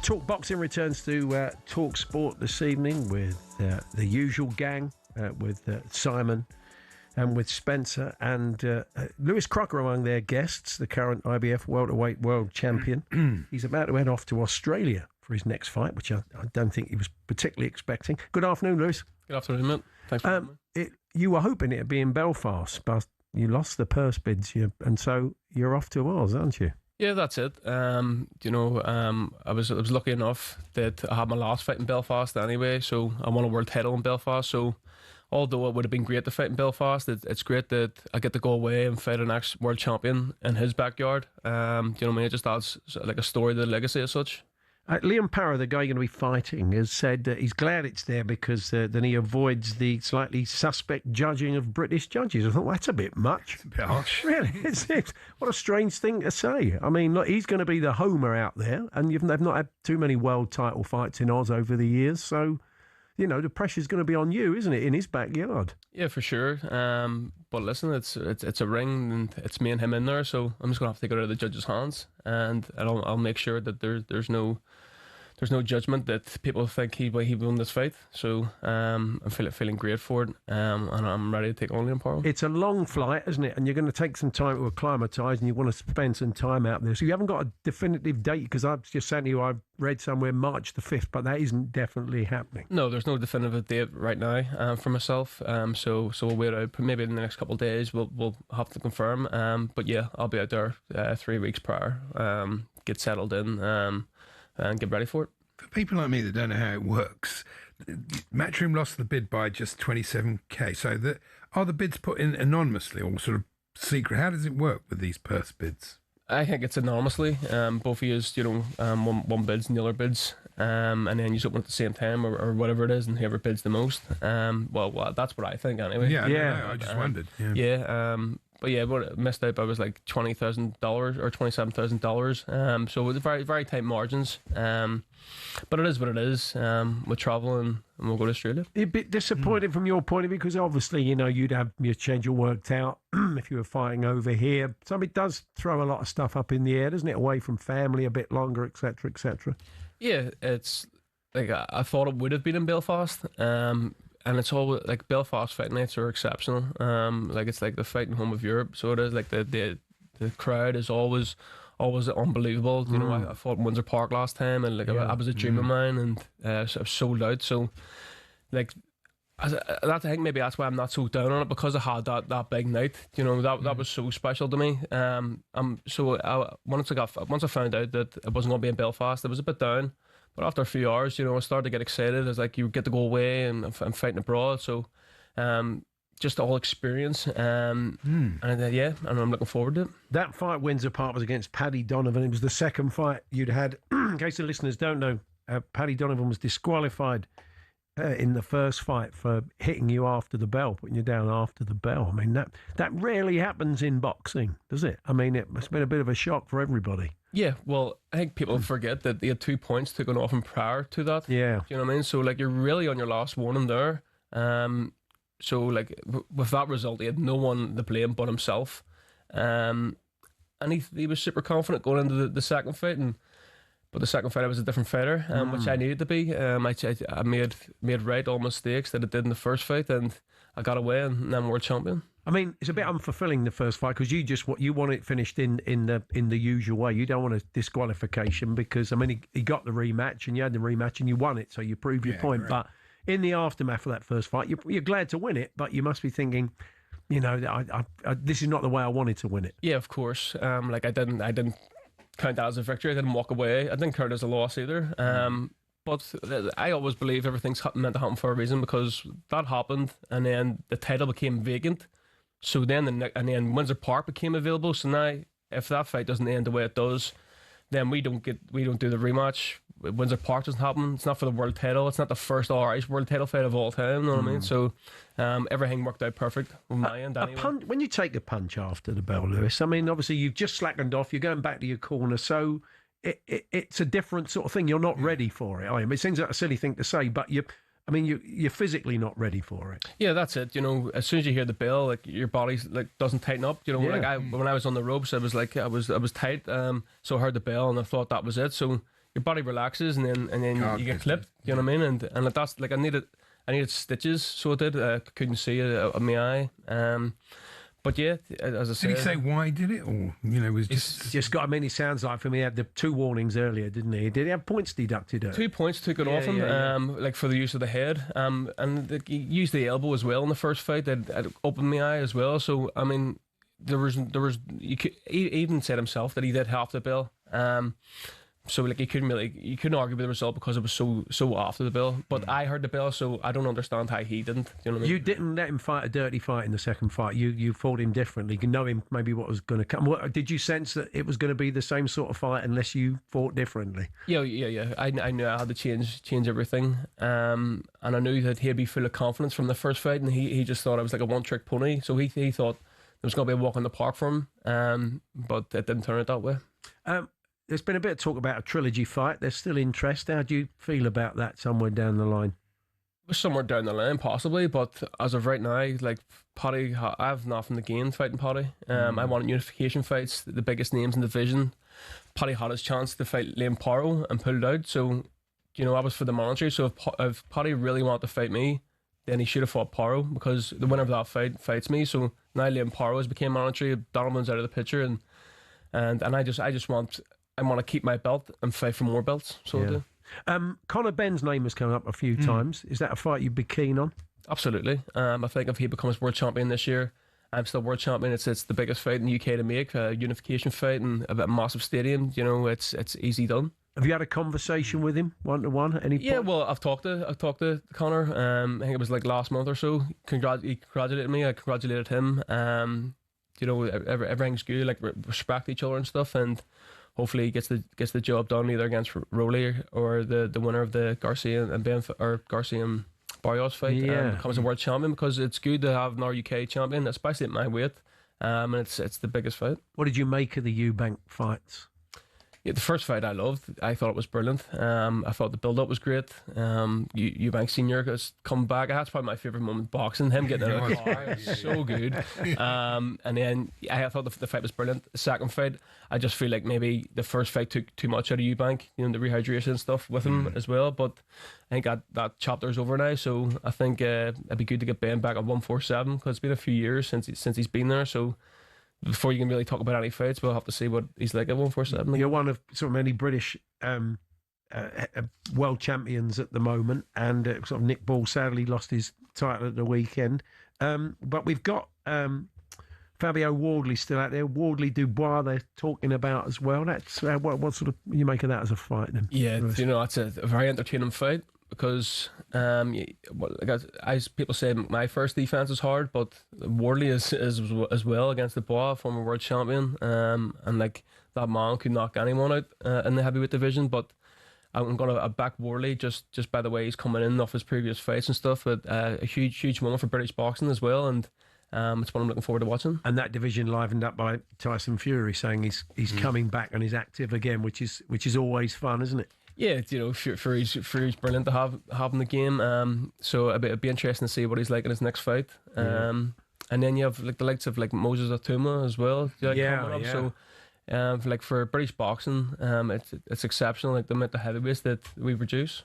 Well, good luck over in Australia. We'll be rooting for you. We'll keep an eye on things. We'll await the date when it's confirmed. But we wish you well out there, Lewis. Thank you very much. Bring the title back once again from Oz. And the Conor Benn fight will be great. That will be cracking. So that was something I look forward to as well. But good to see you. Thanks. You too, man. Thank you. So don't forget the latest edition of talkSPORT, Talk Boxing, should I say? Simon Jordan, Spencer Oliver, Paul Smith, and Lewis Crocker out tonight at 8 p.m. on the talkSPORT Boxing YouTube channel. Stan Collymore joins us next with Ollie Klink for a Falls Panel midweek special with 10 games in the Premier League. We're here with Toolstation. Get winter ready with heating and insulation essentials. Next stop, Toolstation.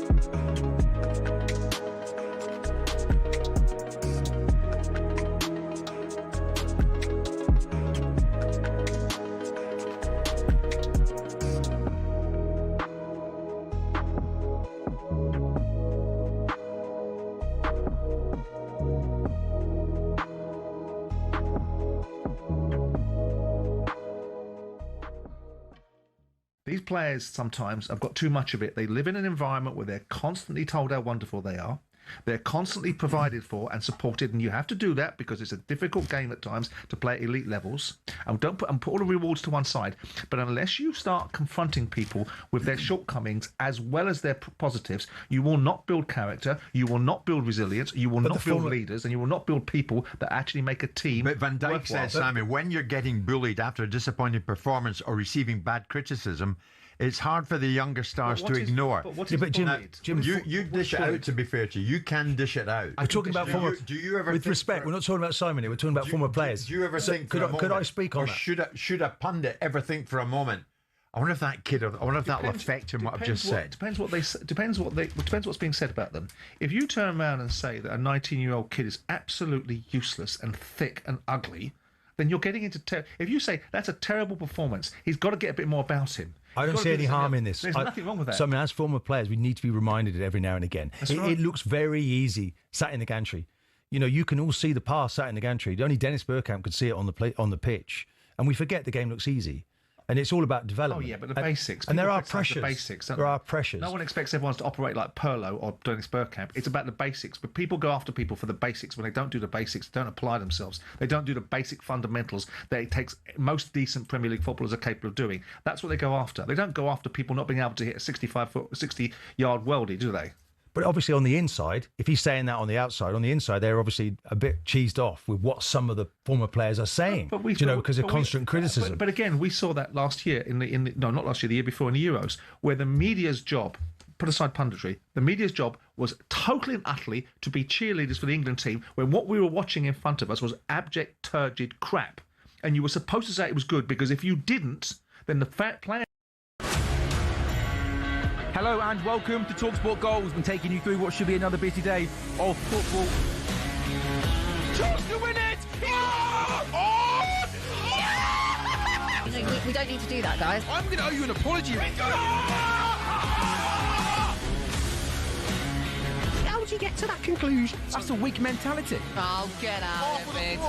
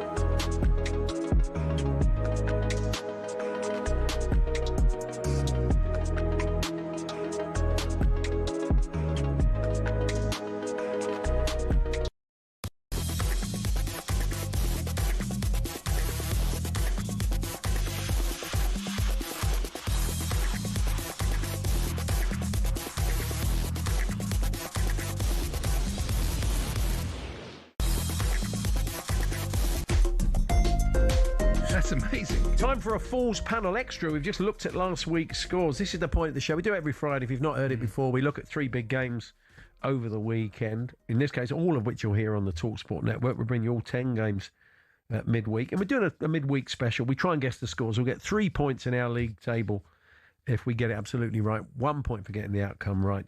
And we have myself and Andy, one of our commentators here on talkSPORT, a talkSPORT listener, our panel beater, and Stan Collymore, who always joins us. Good afternoon, Stan.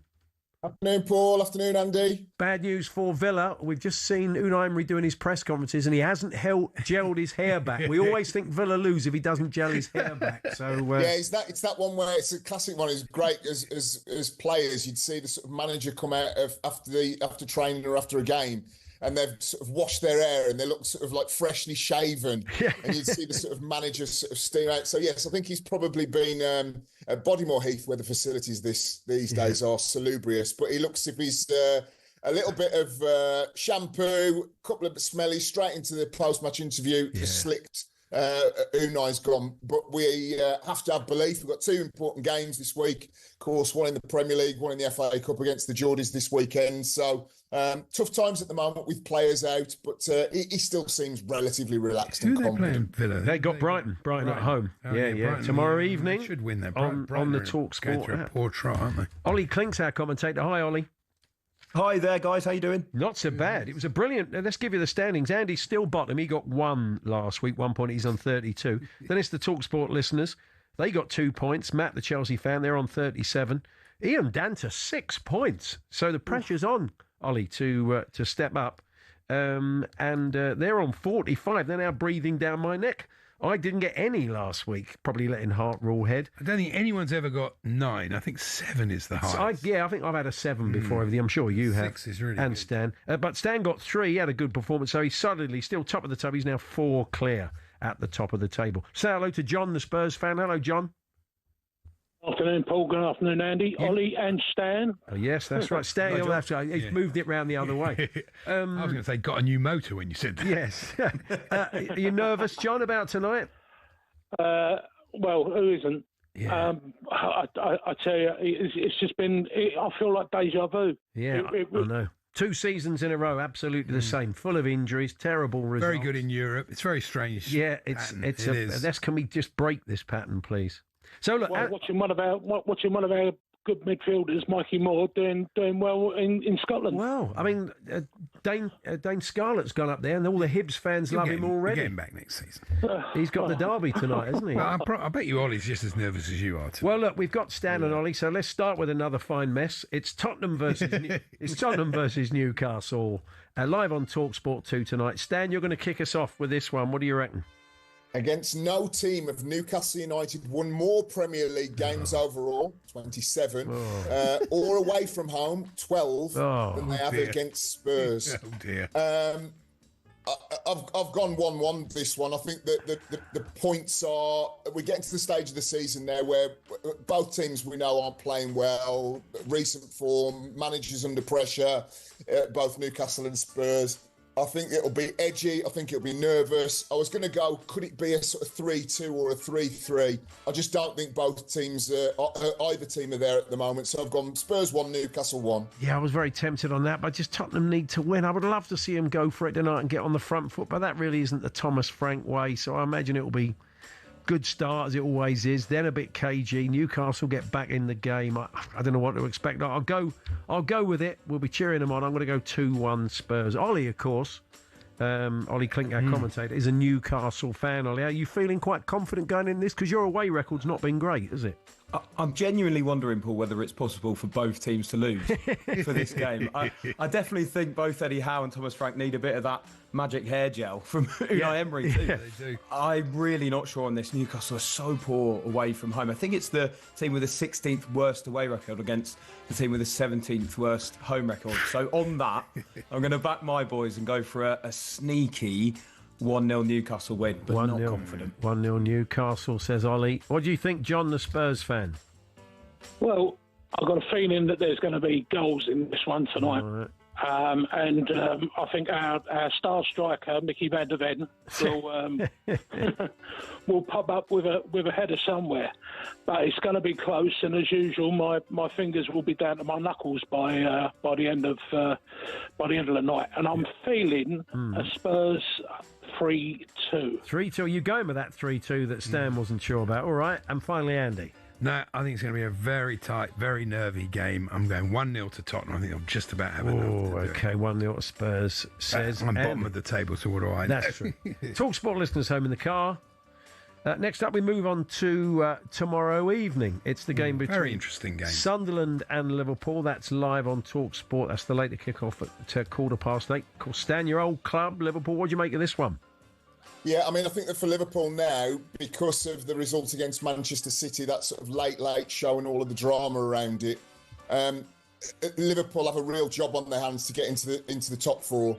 So I think that it's going to be concentrated minds, going to places like Sunderland that got a fantastic home record, of course, unbeaten at home all season.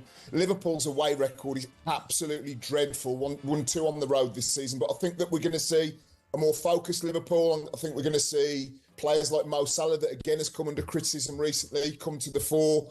And they won't be the Liverpool of last season, but I think that they will chew away at their opponents and get 75-80% of the results that they need. Because unless they really start to put the pedal to the metal, they're going to be out of the Champions League positions, and that really does put Arne Slot under pressure. So despite the fact of Sunderland's home record, which again is absolutely fantastic, they've done superb this season, I'm going to go Sunderland 1, Liverpool 2. Do you know, I'd already written that down. I was very tempted on the draw for all the reasons you just said, but I don't know, I think you're right. I think Liverpool are going to find a way. There were some good performances against City, even though they didn't get the result. First half they weren't great. No, they weren't. That's true. I'm going to go 2-1 with Stan. Ollie. This is tricky because Sunderland's home record, like Stan mentioned, is so good. I think they managed to get a point at Anfield earlier in the season too. I do think Liverpool will just edge this. I might be accused of bias, but I'm going to go with the 2-1 Liverpool win. Oh, we're all going with 2-1. John, the Spurs fan?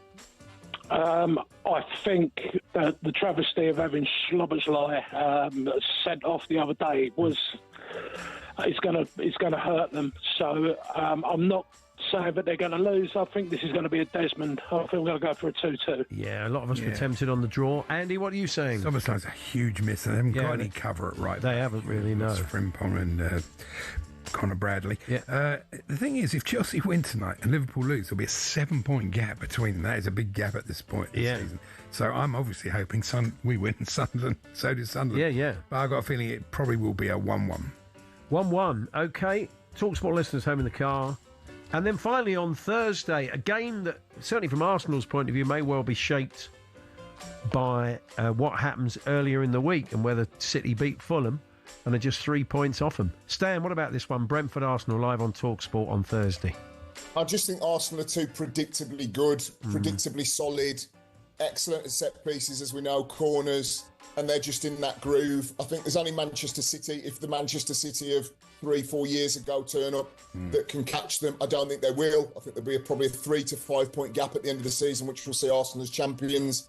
On the night, Bees are winless in 8 against Arsenal, and they lost that home game recently against Nottingham Forest, which just skews me in favour of Arsenal keeping a clean sheet and scoring 2 goals. Brentford 0, Arsenal 2. A 2-0. That's what I'd written down. I think it's going to be a nervy night, certainly if City beat Fulham. But you're right, they've just got too much about them, too much depth in the squad, playing too well. But I think it'll be 2-1 because I think it will be nervy. So I'm going to go 2-1 Arsenal. Ollie? Yeah, I think it will be tight still. Brentford actually have a really good record of defending corners. I think they've only conceded from 2, albeit one of those came in their last game. So I'm going to go a narrow Arsenal win, 1-0 to the Arsenal. 1-0 to the Arsenal like the old days. Wouldn't be the first time. That's true. John, the Spurs fan? Well, I mean, it's the set piece master who's going to be like for Brentford, who's going to know everything about what Arsenal are going to be about when it comes to set pieces. I would imagine. I have a suspicion, and not because I'm a Spurs fan, but I have this not horrible suspicion, but I've got this suspicion that Brentford are going to edge it. Ooh. And I think I'm going to go with a 2-1 on Brentford. That could be heart-rolling head, but we'll see. 2-1 says John, and finally Andy. Well, Brentford have been fantastic this season. Yeah. What a sensation. You're going to this one, aren't you? Yeah, I am. Everybody thought they'd go. I thought they really struggled. I thought they'd do well to stay up. But Keith Andrews done a brilliant job. But I do feel like it's exactly what Stan said. I think Arsenal too strong, too good. And Brentford, they're good, but they're not that good. And I think Arsenal win this 2-0. 2-0. Okay, TalkSport listeners home in the car. Fantastic. Thank you, Ollie. Thanks for joining us. Thanks, guys. Yeah, I'll be at that Desperation Derby tonight for TalkSport. Enjoy. I'll watch you jumping up. Watch you jumping up in the press box. Having been removed. And thank you, John. I know you'll be watching through the cracks of your fingers, but enjoy the game if you can. Thanks very much. Well, I'll be hiding behind the settee, to be honest. That's I think. like an old Doctor Who. Yeah, that's it. And also, come on, Thiago tomorrow night. I think he'll score tomorrow night. Oh, okay, nice one. And thank you, Stan. We'll catch up with you Friday. All the best. Thanks for joining us. Up the Villa. There we are. That's a Falls Panel extra for you, a little midweek special as we've got all 10 games on TalkSport. And yeah, Chelsea leads tonight on Talk Radio. Everton versus Bournemouth on the TalkSport app. Tottenham Newcastle on TalkSport 2. And then the 8:15 kickoff, West Ham Manchester United here on TalkSport, all exclusive. Easiest thing to do is download the app. You can swipe between the games and lots more besides. Still to come. The man that bought £7 pack of trading cards and now has got a chunky old deposit on a house, thanks to Esteval, the Brazilian at Chelsea. We'll find out more about that later.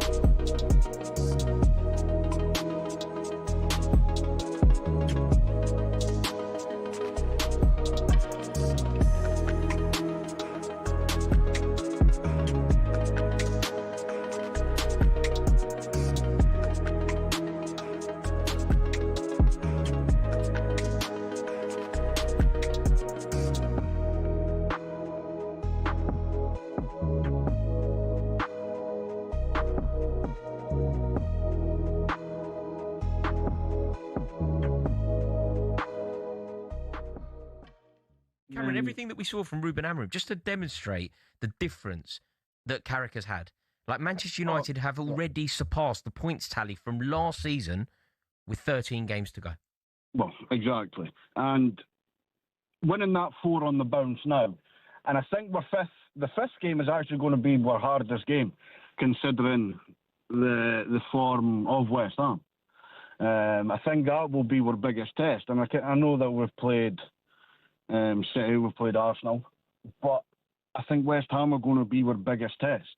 Yeah, I think that makes sense. I mean, I thought today's victory was, on some definition, actually the best victory. It was the best one. You know, it wasn't relying on emotion. It wasn't about the huge occasion. It wasn't relying upon like the huge noise and the desperation to win of a derby. This was a routine victory. It was another day, another win for Manchester United.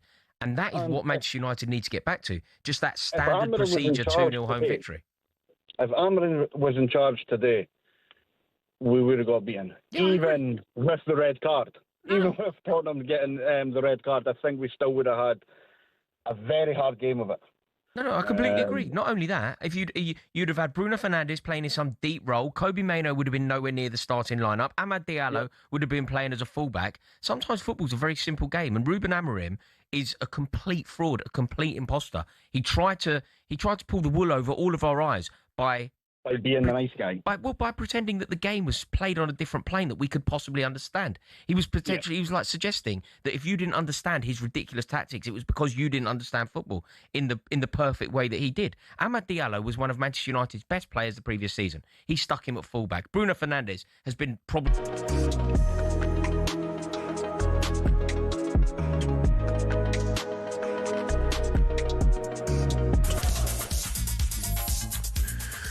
Dean Ashton joins us a little bit later on. We'll look ahead at that game between West Ham and Manchester United live on talkSPORT. But first, Ben Fletcher has the sports headlines.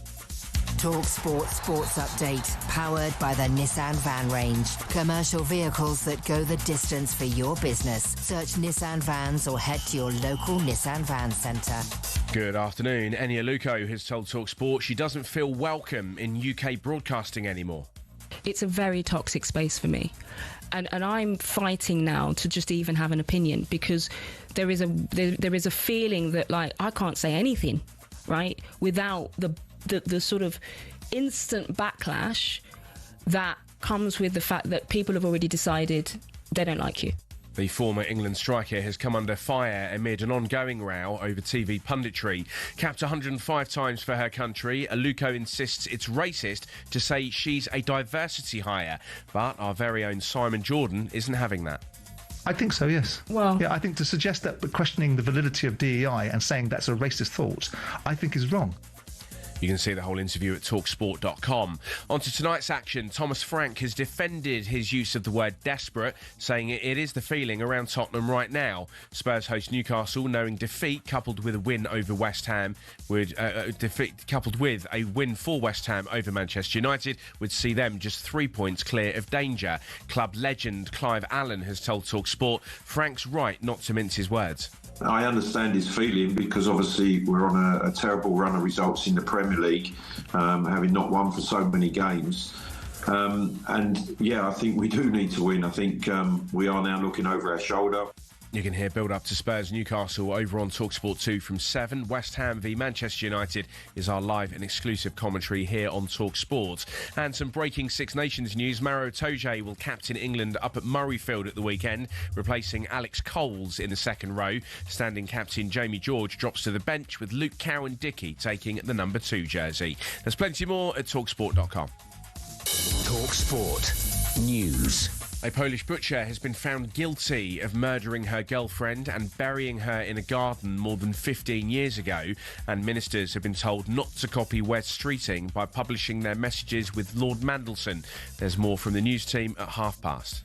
talkSPORT weather with QuickFit. Whatever the weather, our range of services is longer than the queue at the Chippy on a Friday night. Tyres, MOTs, brakes and more. Book today at quickfit.com. Cloudy for most of us this afternoon, with outbreaks of rain and drizzle. Heavy showers moving through the south.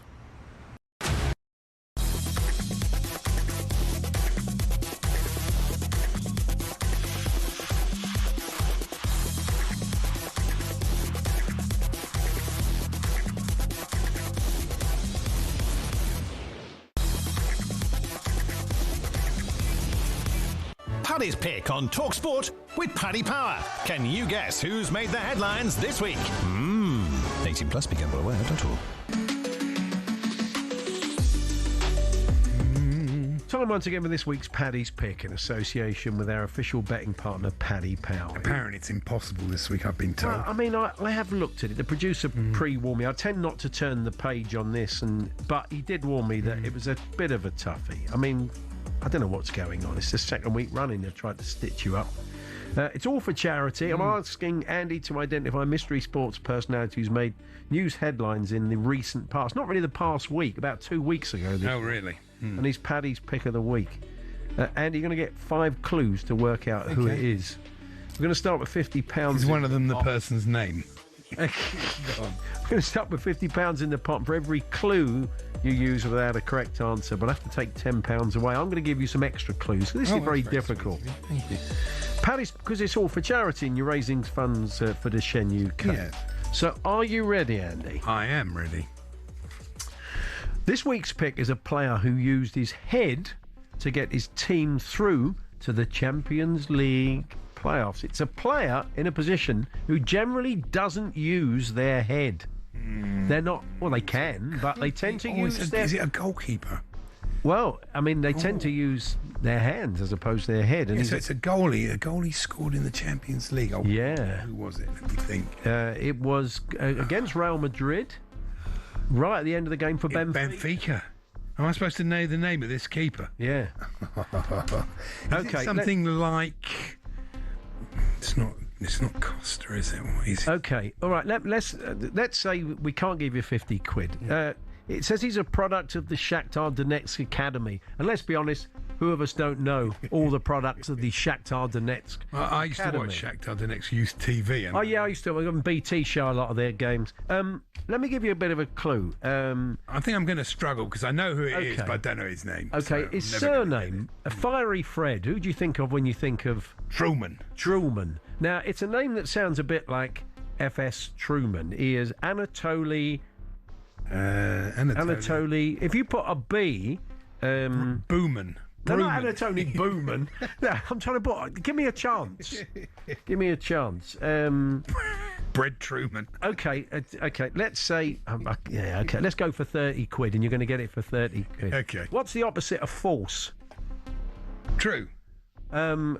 What do you put your rubbish in? You put it in the rubbish... Bin. Trubin. That's the boy. Oh, yeah. Anatoly Trubin, well done. Trubin, of I course mean, it is. you would have got it from this. He won multiple Ukrainian Premier League titles with Shakhtar, but I just thought I'd give you a hand before transferring to Benfica. Well, that's very kind. As an international, he's represented Ukraine from under... Oh, yeah, I mean, I know Ukrainians who can get this right, through to senior level.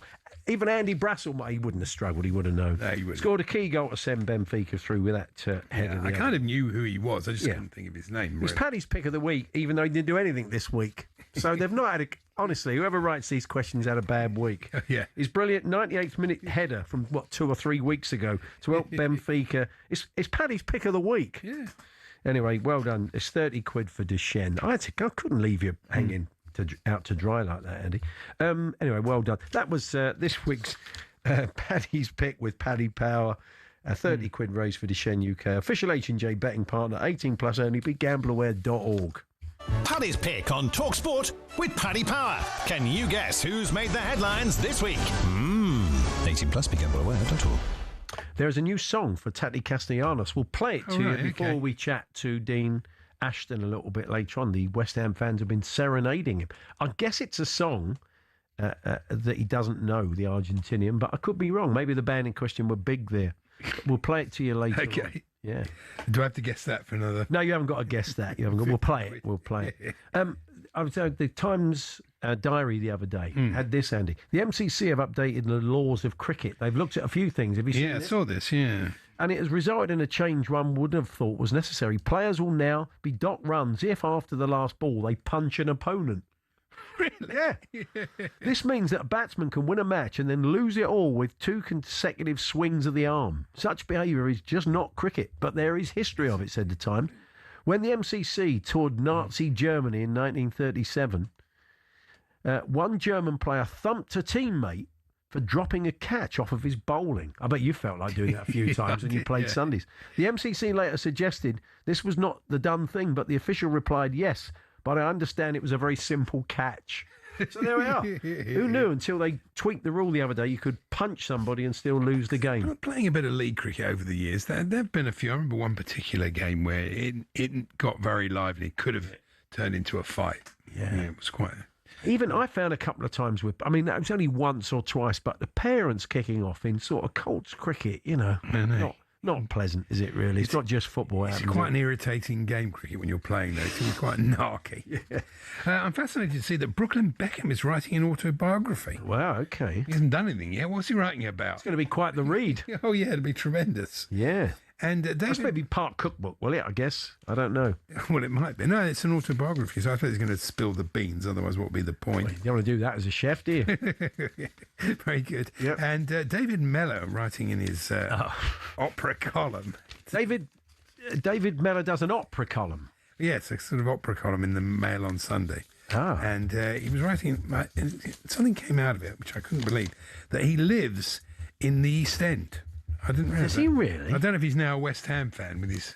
You are. Well, he did change from Fulham to Chelsea, didn't he, famously? He featured, we found an old, on Fantasy Football, didn't we? Found an old Fulham programme that he was in. Yeah, he was the MP for Putney, wasn't he? That's right. Yeah. So I didn't. What's his opera column like? Is it a bit like the way you present 606? No, I think he knows more about opera than he knew about football. Okay, which wouldn't be difficult. It's not, to be honest. The Cheltenham Opera, the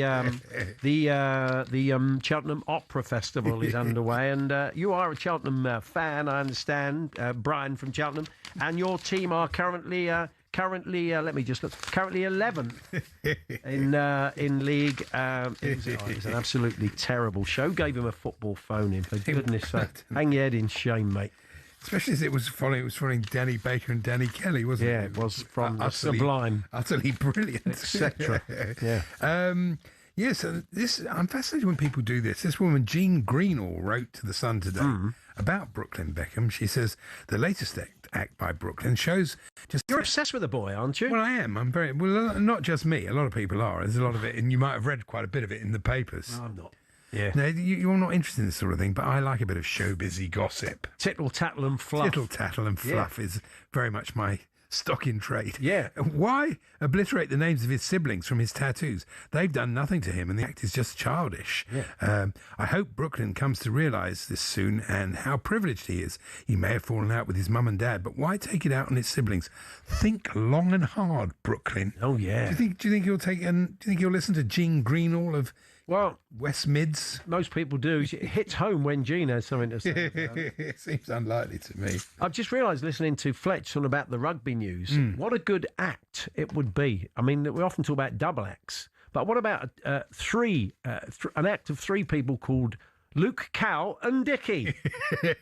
They'd be good, wouldn't they? They'd be very Imagine good. They'd be like the sort of acts you used to have on the old Paul Daniels show. They'd be acrobats, wouldn't they? Let's welcome now Luke, Cow. Anyway, it doesn't matter. Sorry, I keep messing about isn't there. it, really? What can you do? I'm sure we'll be talking more rugby in the build-up to the weekend's games. There's been a lot of talk about the ads, the pop-up ads, but around scrums and setting up scrums, I think I'd rather watch an ad.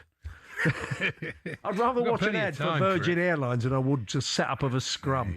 It's less frustrating. The trouble is that rugby union is full of traditionalists. People don't like messing with it. But... Well, I'm kind of with Owen Slot, what he said in the Times last week. If you want to keep, rugby on terrestrial telly, if you want the big games on terrestrial telly, you've got to suck it up, basically. Yeah, definitely. Anyway, Jake Kirkham's going to pop in, a trading card expert, with one of his customers who has had a real Willy Wonka moment in the world of trading cards. Thanks to Esteval of Chelsea and Brazil fame. He'll tell us more in a moment. We're here with our good friends at Tool Station. Stay one step ahead, whatever the job. Next stop, Tool Station.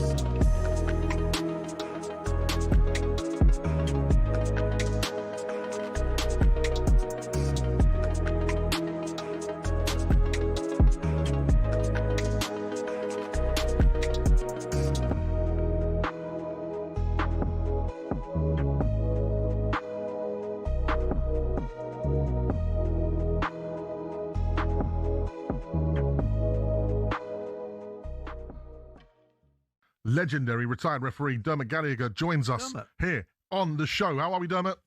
Hi, Majestic. Hi, Al. Hi, Dermot. Listen, let's just get your thoughts off that straight off the bat. We don't want to ask you no questions. You're the ref. Tell us what you saw. I have to say, I get what Alan says, and I think lots and lots of people will say, give the goal. It keeps 11 against 11.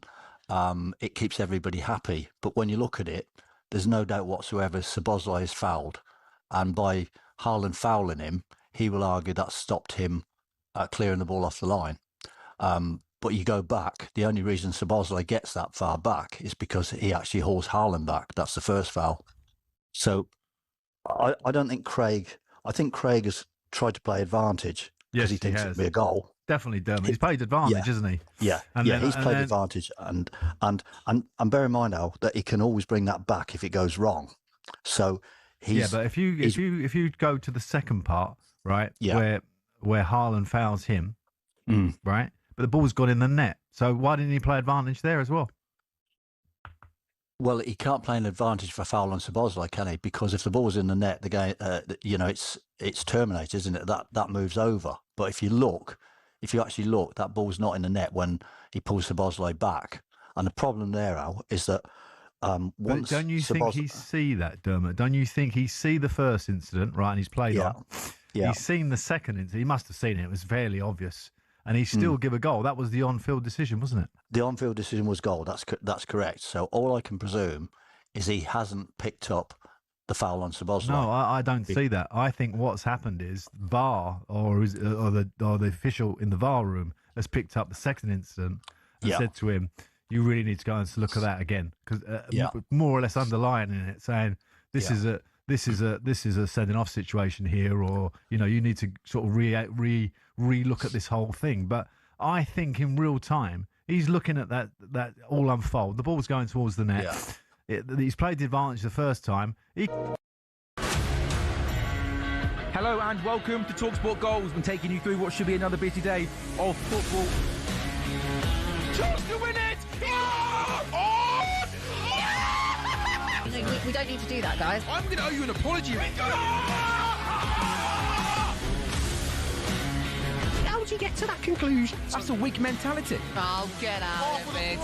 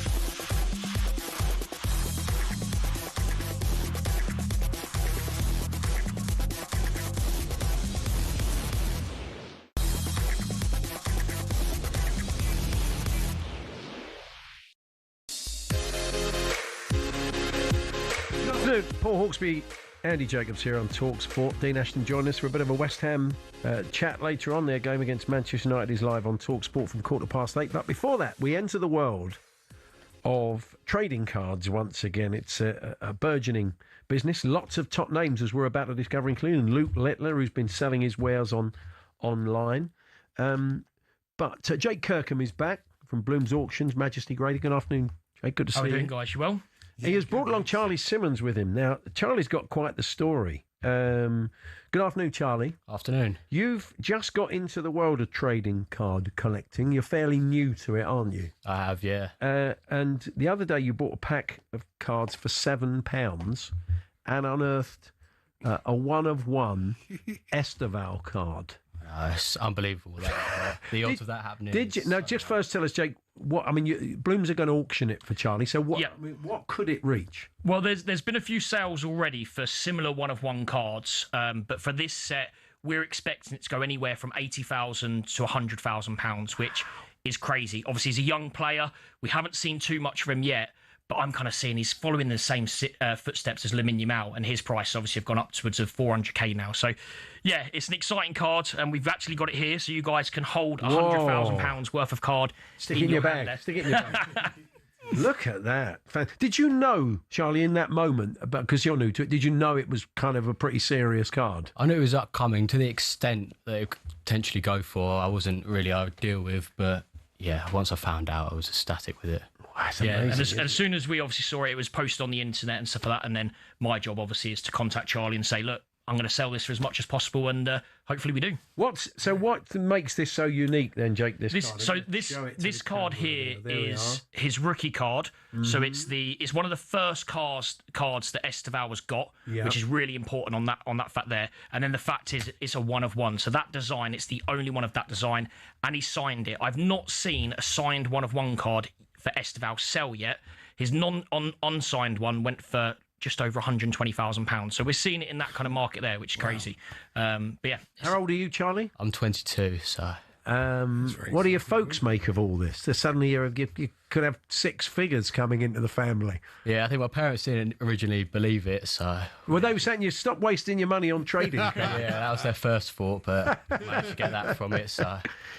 Have you had any other good ones along the way so far in your short time collecting, or is this the real standout? I think that's my luck down. For the You're not going to stop there, are you? Or is it... Cut down a little bit, maybe the odd one. Yeah, I would quit while you're ahead. I think it's it's a 1 of a kind. It's it's frustrating because I've been collecting for probably 20 odd years now, and I've never hit anything as good as this. And it always seems to be the beginners. You know, I'm not going to have any hard feelings, mate. But I always see the beginners, the ones that have been doing it for 2 weeks, end up coming in and hitting the jackpot. But you know, it's fun. We're going to sell it for you, and hopefully we achieve a huge amount for you as well, which would be good. Yeah. You were telling us, Jake, that a lot of footballers, professional footballers, are into cards, including people like, tell us about Griezmann, for example. Yeah, so Griezmann, I've actually got a lovely Griezmann card here as well, which is this one just here. I'll show it to the camera so they can see it. But this Griezmann card right here, he's a massive collector. There was a story recently, you might have seen it, but he'd finished the game, he'd taken his football shirt off, and some fans had some boxes of cards on the side of the pitch, and he traded the shirt for the box of the cards, which was incredible. He's now opened his own shop, so he's got his own online shop, Grizzy Cards, it's called. So, yeah, he's finding that as a fantastic business. And then we've got UK footballers as well. So, Tosin, obviously, of Chelsea centre-back, he's kind of leading the hobby, I would say, in terms of from the footballers. So, he's got Dominic Solanke involved in it now, collecting his own cards. He's got Kyle Walker-Peters, another collector in there as well. Adam Wharton from Crystal Palace is getting involved. So they're starting to see the interest. He only collects players with their socks rolled down. Yeah. That's the only ones he goes for. It's good to see Griezmann's got something to fall back on, though. Yeah, it's a bit like Luke Littler. The Sun wrote a piece about him the other day saying it's his side hustle. I mean, I don't think he needs one, really.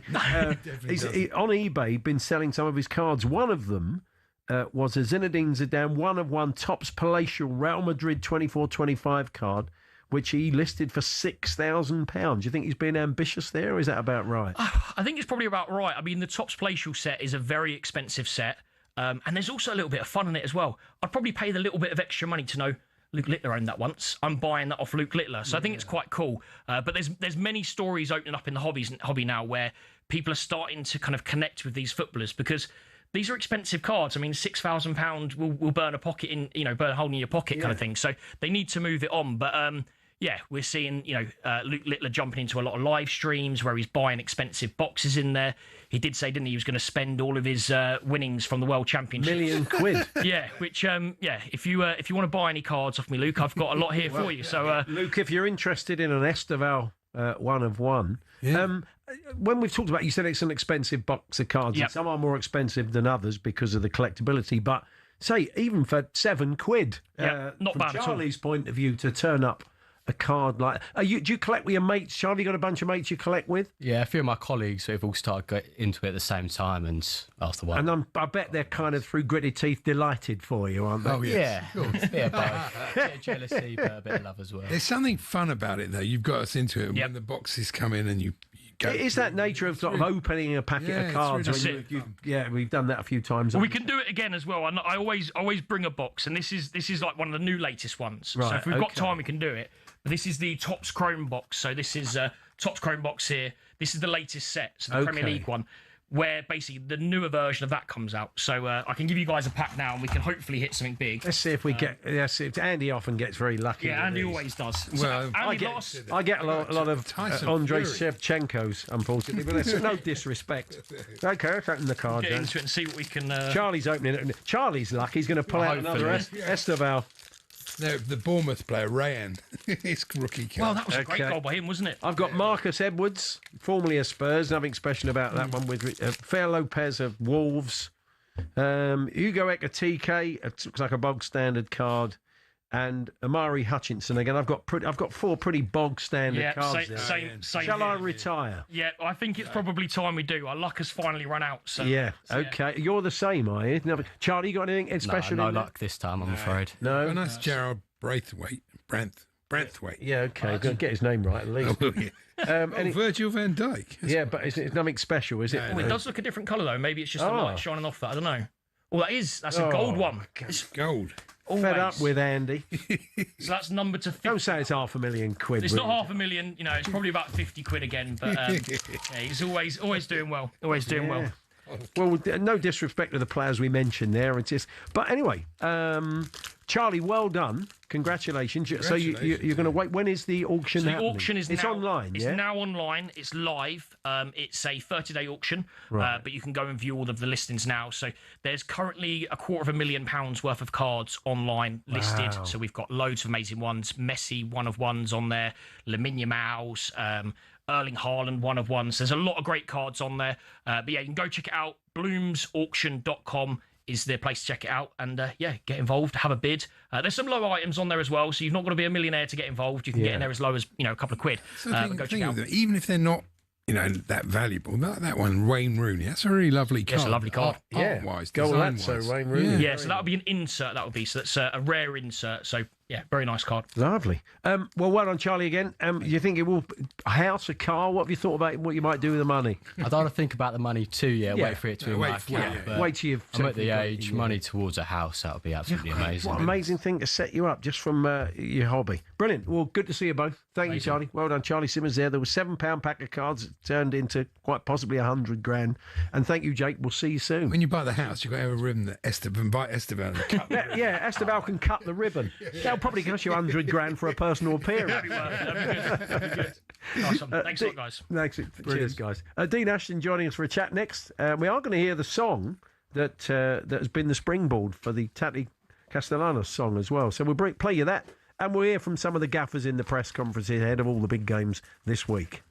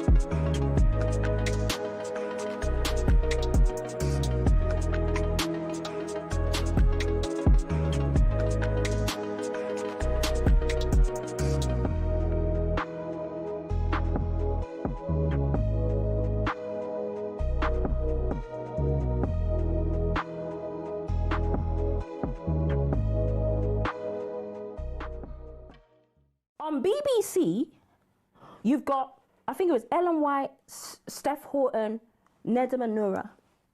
No offence to Nedum Anura, nothing against him. I don't know whether he played for England or not. But you're on the main panel for the final for England women. Mm-hmm. Let's go over to ITV. I'm in the stands with 105 caps. So you've got two women. Between us, we've got 290 caps, something ridiculous, right? You turn over to ITV, and it's Ian Wright, Emma Hayes, and Kaz Carney. So out of 6 spots on 2 of the main... you can't watch the game anywhere else. Out of 6 punditry spots, 2 have gone to men, yeah? Meanwhile, you've got 290, whatever it is, I got sitting in the stands. Why are there 4 other women being in these positions? And as far as she's concerned, she's not one of them. I would suggest that she's not a very good broadcaster. That might be one of the reasons why. And if you want to learn, I mean, I've had Eni, I don't dislike, I think she's quite an intelligent lady. I mean, she's qualified in law, she's nobody's fool, but some of the things that come out of her mouth are foolish. She came on this show about 2 years ago debating with me the idea that Manchester City concocted a transfer deal between sporting directors to try and get, I think it was Declan Rice, wasn't it? That Pep Guardiola was using his influence to be able to convince Arsenal to pay £100 million for Declan Rice, and it was concocted between the sporting directors. It was preposterous nonsense and had no real substance behind it, and it got some traction, and we had a debate about it. I've also listened to her in various podcasts, like the Heretics podcast, and if you want to learn anything about Eni Aluko's clarified her recent comments on promoting female pundits in the women's game. She's told White and Jordan men should only have a supporting role. That might be Ian Wright doing pitch side hits 10 minutes before the game. It gives a bit of colour, a bit of context, goes to the main studio and bang, you've got the faces of the game, whoever the 3 female pundits are. The former England striker recently questioned why Neda Manua was working on the Women's Euros while she was in the stands. But Simon Jordan doesn't like the language Aluko's using. It's steeped in a sense of entitlement. I mean, the sheer weight of the entitlement that you seem to believe that you have would resink the Titanic. I think you've been quite fortuitous. You can watch their hour-long ding-dong back on the talkSPORT YouTube channel. Now, is Thomas Frank right to say Spurs are desperate for a win? Some fans are upset, but Frank says that's the honest feeling around the club because Spurs are looking for their first league win of 2026 at home to Newcastle, live on talkSPORT 2 tonight. Joss Butler's the latest player to publicly back under-pressure head coach Brendan McCullum, who he calls as sharp as anyone he's ever worked with. McCullum used walkie-talkies to get messages onto the field during England's narrow T20 World Cup win over Nepal. Butler says coaches should get more involved in real time. It seems like cricket, where this kind of sport where we are still a bit behind maybe in that area, where you look at other sports where managers and coaches, you think of rugby running messages on and players like that. So maybe that will come more and more into cricket. You can catch all the latest on talkSPORT's cricket YouTube channel.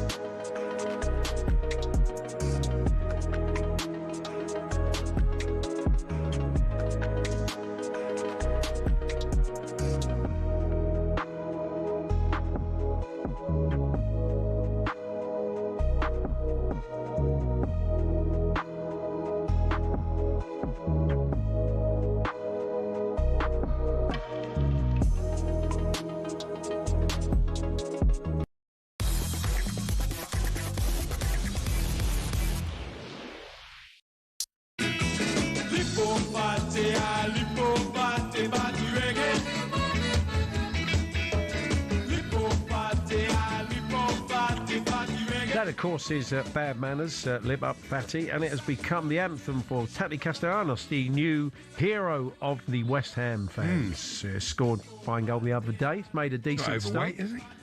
No, Lip Up Tatty. Oh, I see. Okay. Tatty. He's not overweight, is he? So anyway, we play it because we're going to talk about tonight's game at the London Stadium between West Ham and Manchester United, and we are joined by the former West Ham striker, Dean Ashton. Good afternoon, Dean. Yeah, good afternoon, gents. As I've been... did they have a song for you, Dean, by the way? Did the West Ham fans...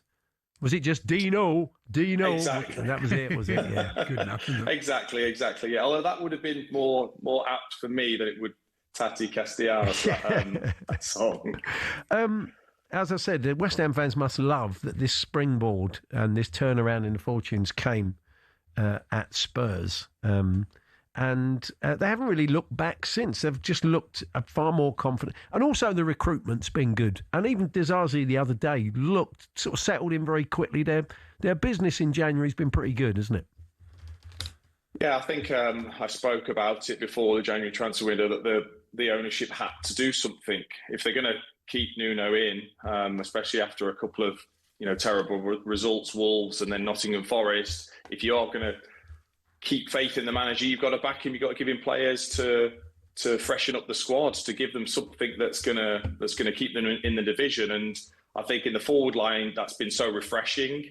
I think it's given life to Somerville and Bowen in terms of having that focal point in attack with both Pablo and Tati. And it was key that they brought someone in at centre back. You could see that in the Chelsea game, that they just couldn't hold when there was quality there against them. And they haven't really shown that all season. Now, Disasi's got a point to prove. Is he going to be the answer against the better teams? We'll wait and see. But what he will do is he'll give, genuine physicality and pace, which they were really lacking actually in that back line. He's solid. He's not great with the ball, but he's a solid defender. One game for Chelsea against Manchester City was absolutely wonderful. So they'll be hoping for that sort of form. Yeah. It's difficult though for West Ham. They've got no margin of error. For example, if they were to lose tonight and Spurs and Leeds were to get something, it would look completely different. They'd be looking in, quite tricky to get out of. So they have to keep winning, is what I'm saying to you, basically. Yeah, it is. But they've got themselves in this position, haven't they? And they're going to have to really dig themselves out with some top performances and top results, because you still feel if they can put pressure on certainly Leeds and Nottingham Forest and Tottenham, who have got a really tough run of fixtures. If you can get yourself close enough to really put pressure on, I've been there so often where you're down there. If you're near that dotted line, day to day is horrible during the midweek when you've got big games coming up. And that's what West Ham have to do. They have to keep the pressure. And I can't help but keep looking at that last day of the season game against Leeds at the London Stadium. Can they be within a couple of points of Leeds going into that? I think that's got to be certainly a target for them. But tonight, very unfortunate to probably meet a Manchester United side at the peak of their confidence for such a long time. But I'm actually going tonight. I'm going to take my son because I'm really looking forward to seeing what this game's going to be. I think keeping Wilson's a good move as well. I mean, he's coming on with some cameos. He's kind of been there and done it, having a good senior pro like that in the dressing room. I was a bit surprised they were going to be prepared to let him go in January, and I think Fernandes in midfield's been a revelation. Yeah, he's been excellent. So that, as I said, overall they've made some smart moves, which they've not always been known for at West Ham, have they? No, but again, there's no margin for error. They had to get it right this time, and as much as we've been critical of the ownership, I think there's got to be some credit given in terms of acting quickly, which was needed, because they've already picked up points that was vital to keep them at least in it still. They've got to obviously do a lot more, but Fernandes coming into his own alongside Souček in midfield has been another key component to the confidence.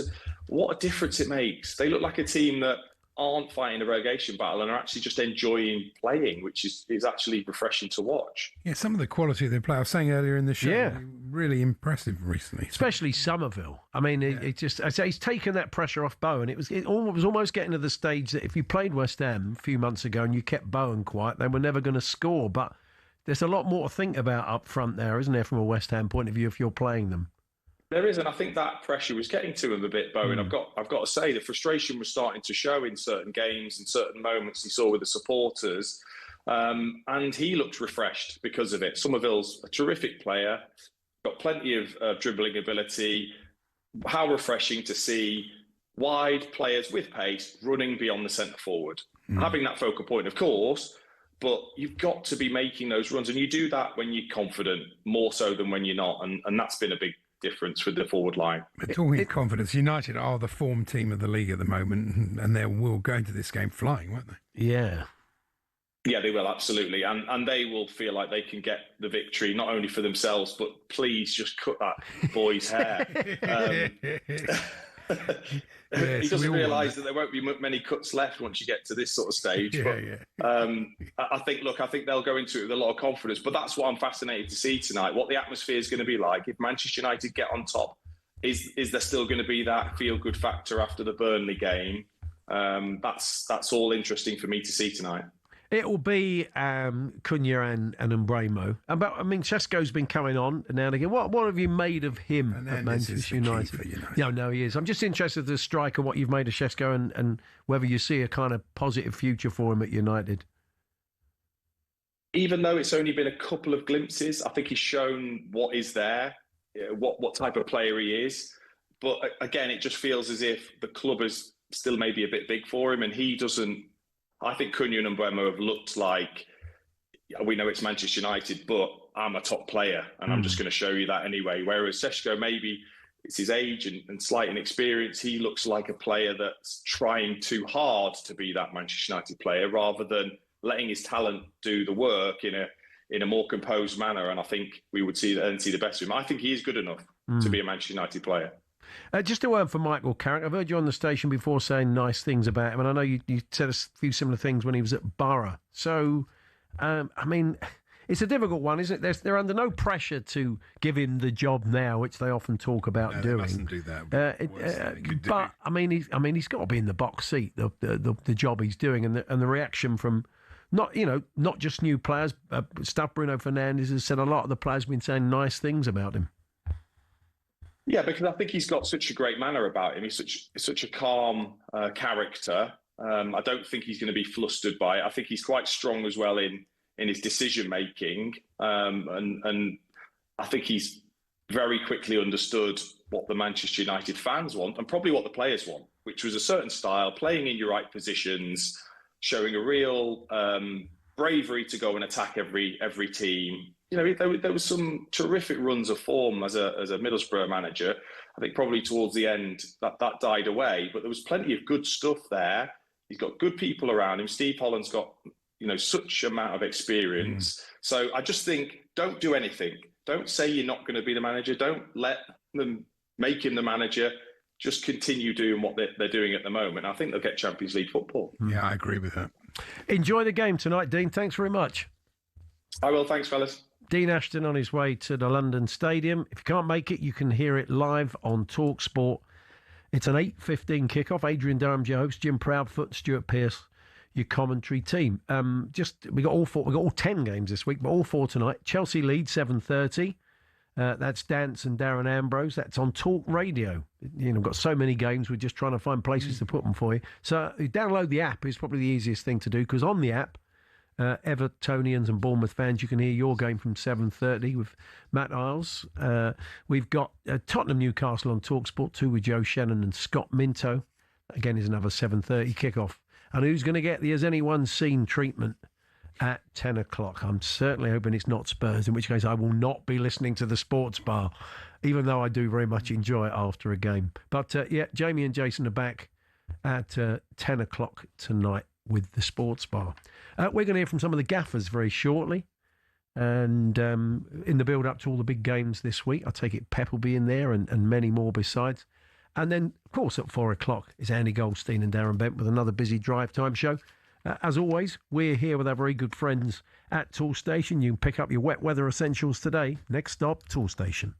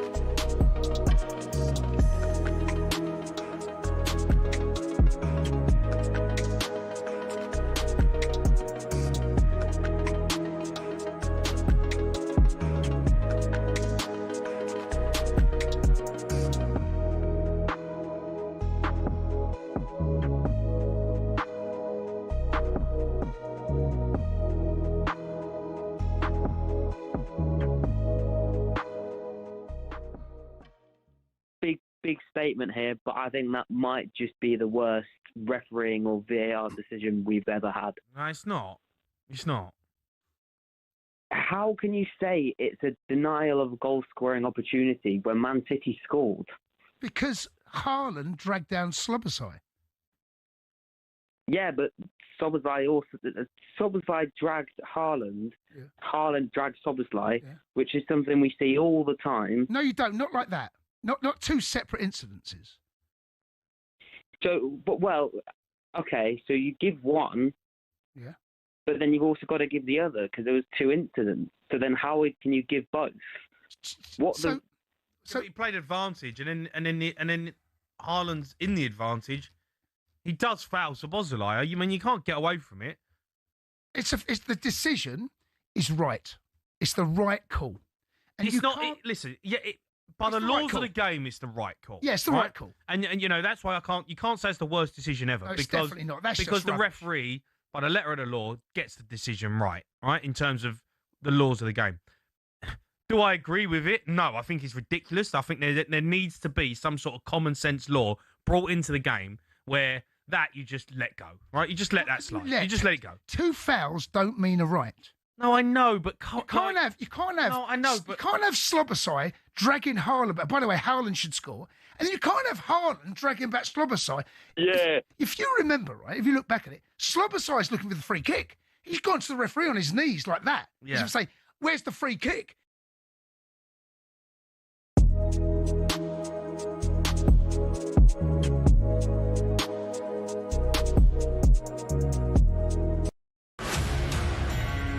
Hello and welcome to talkSPORT Goals. We're taking you through what should be another busy day of football.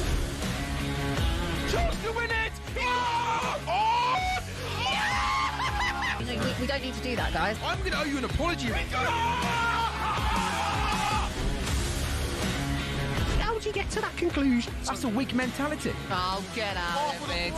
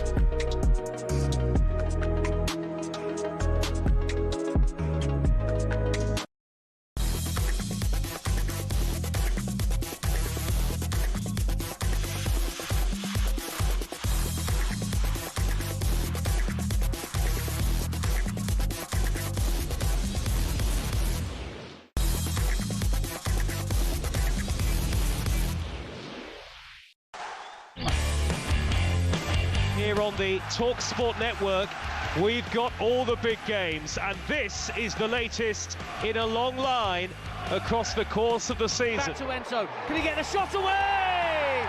Oh boy, he can get the shot away. What a finish from the Chelsea skipper. Finds O'Brien, and Beto makes the game safe for Everton. That with a free kick. Oh, it's brilliant! And the Leeds fourth is delivered. Flicked on, and it's Brooks heading it in the goalkeeper. It's in. They've squeezed it in. Ball in for Solanke. He has scuffed it in. And Spurs lead by 2-0. In towards Somerville with a header beyond the goalkeeper and in, and West Ham United lead. Square to Burmo, 2-1 to Manchester United. Yes, all 10 games this week, live and exclusive on the talkSPORT network. All 4 games this evening too. We're going to kick off hearing from some of the gaffers and Liam Rosenior, the Chelsea manager. A very good record so far in the league. They're at home to Leeds. You're off to the game, Andy? I am, yep. It's on Talk Radio. That one, as we said, the app is probably the easiest way to swipe between all the games this week. But the Chelsea manager said he's happy with how the players reacted to their start under him so far.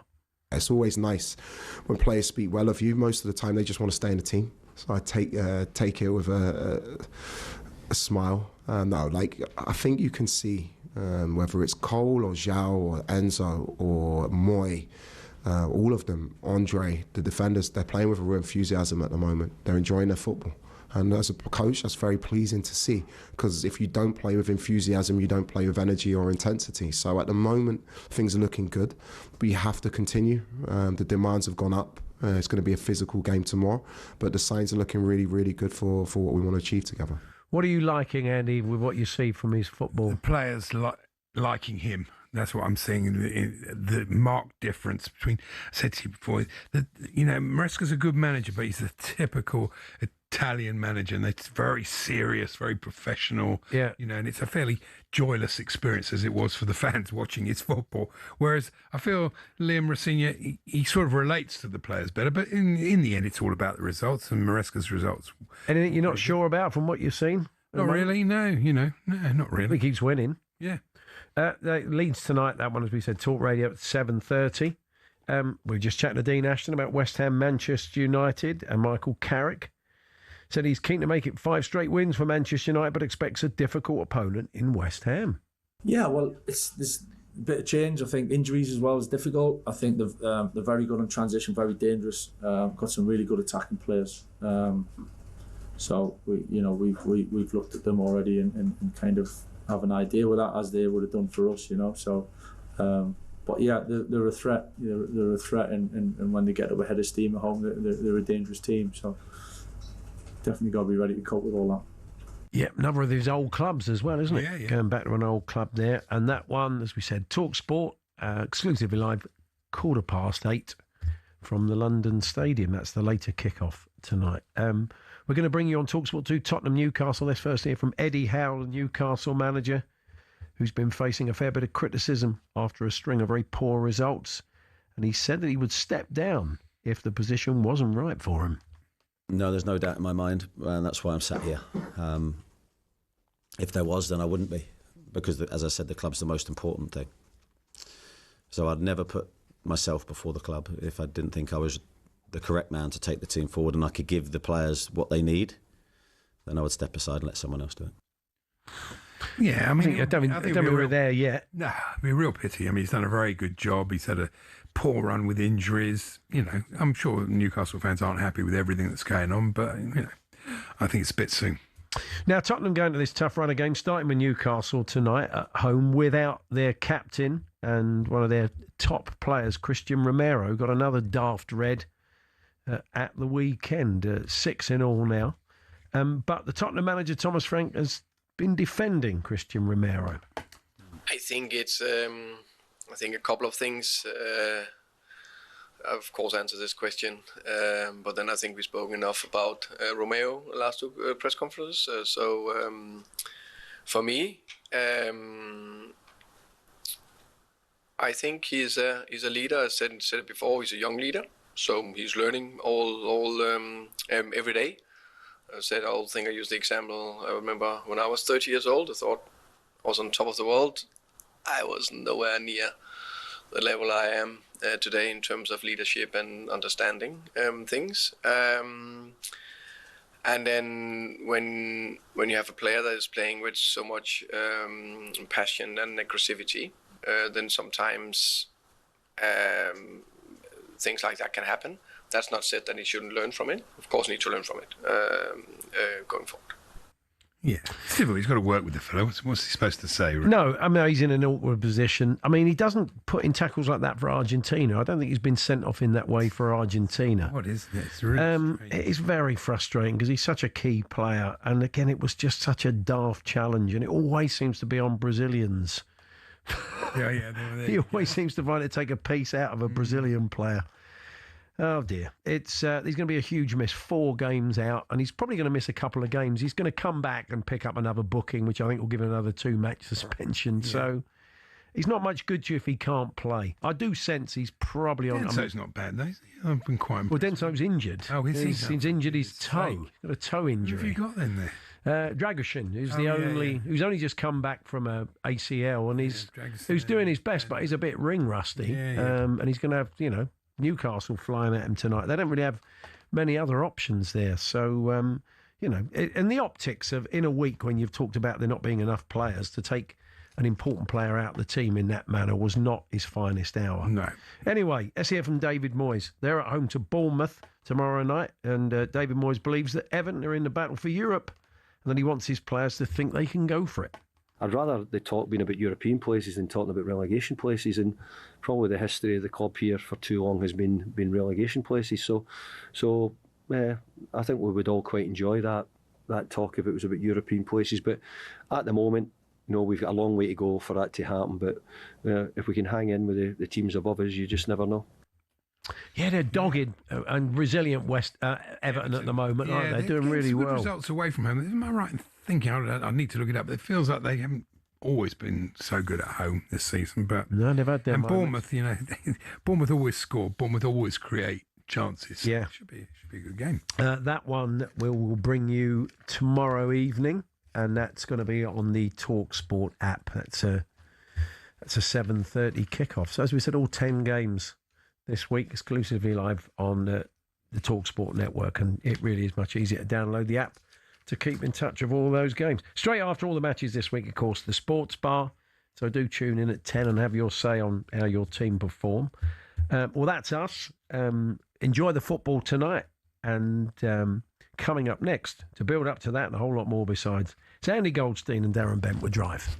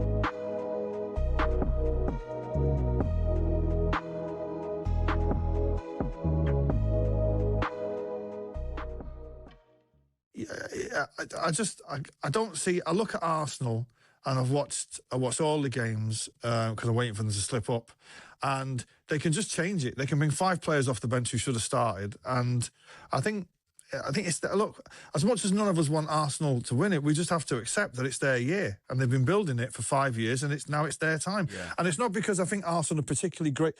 This Arsenal side won't go down as a great Premier League team. They won't even be in the top 10. Right, it's because the chasing pack are not good enough. Chelsea are not ready. Liverpool, and what's happened to them? City, I'm amazed we're second, if I'm being honest. Just going back to, you mentioned the Carabao Cup final. Is that round about the 11th or 12th? That final is before you play them at the Etihad, right? In the league. Well, look, this is the dream scenario. Is we beat Fulham on Wednesday and we get it to 3 points, and somehow Arsenal slip up.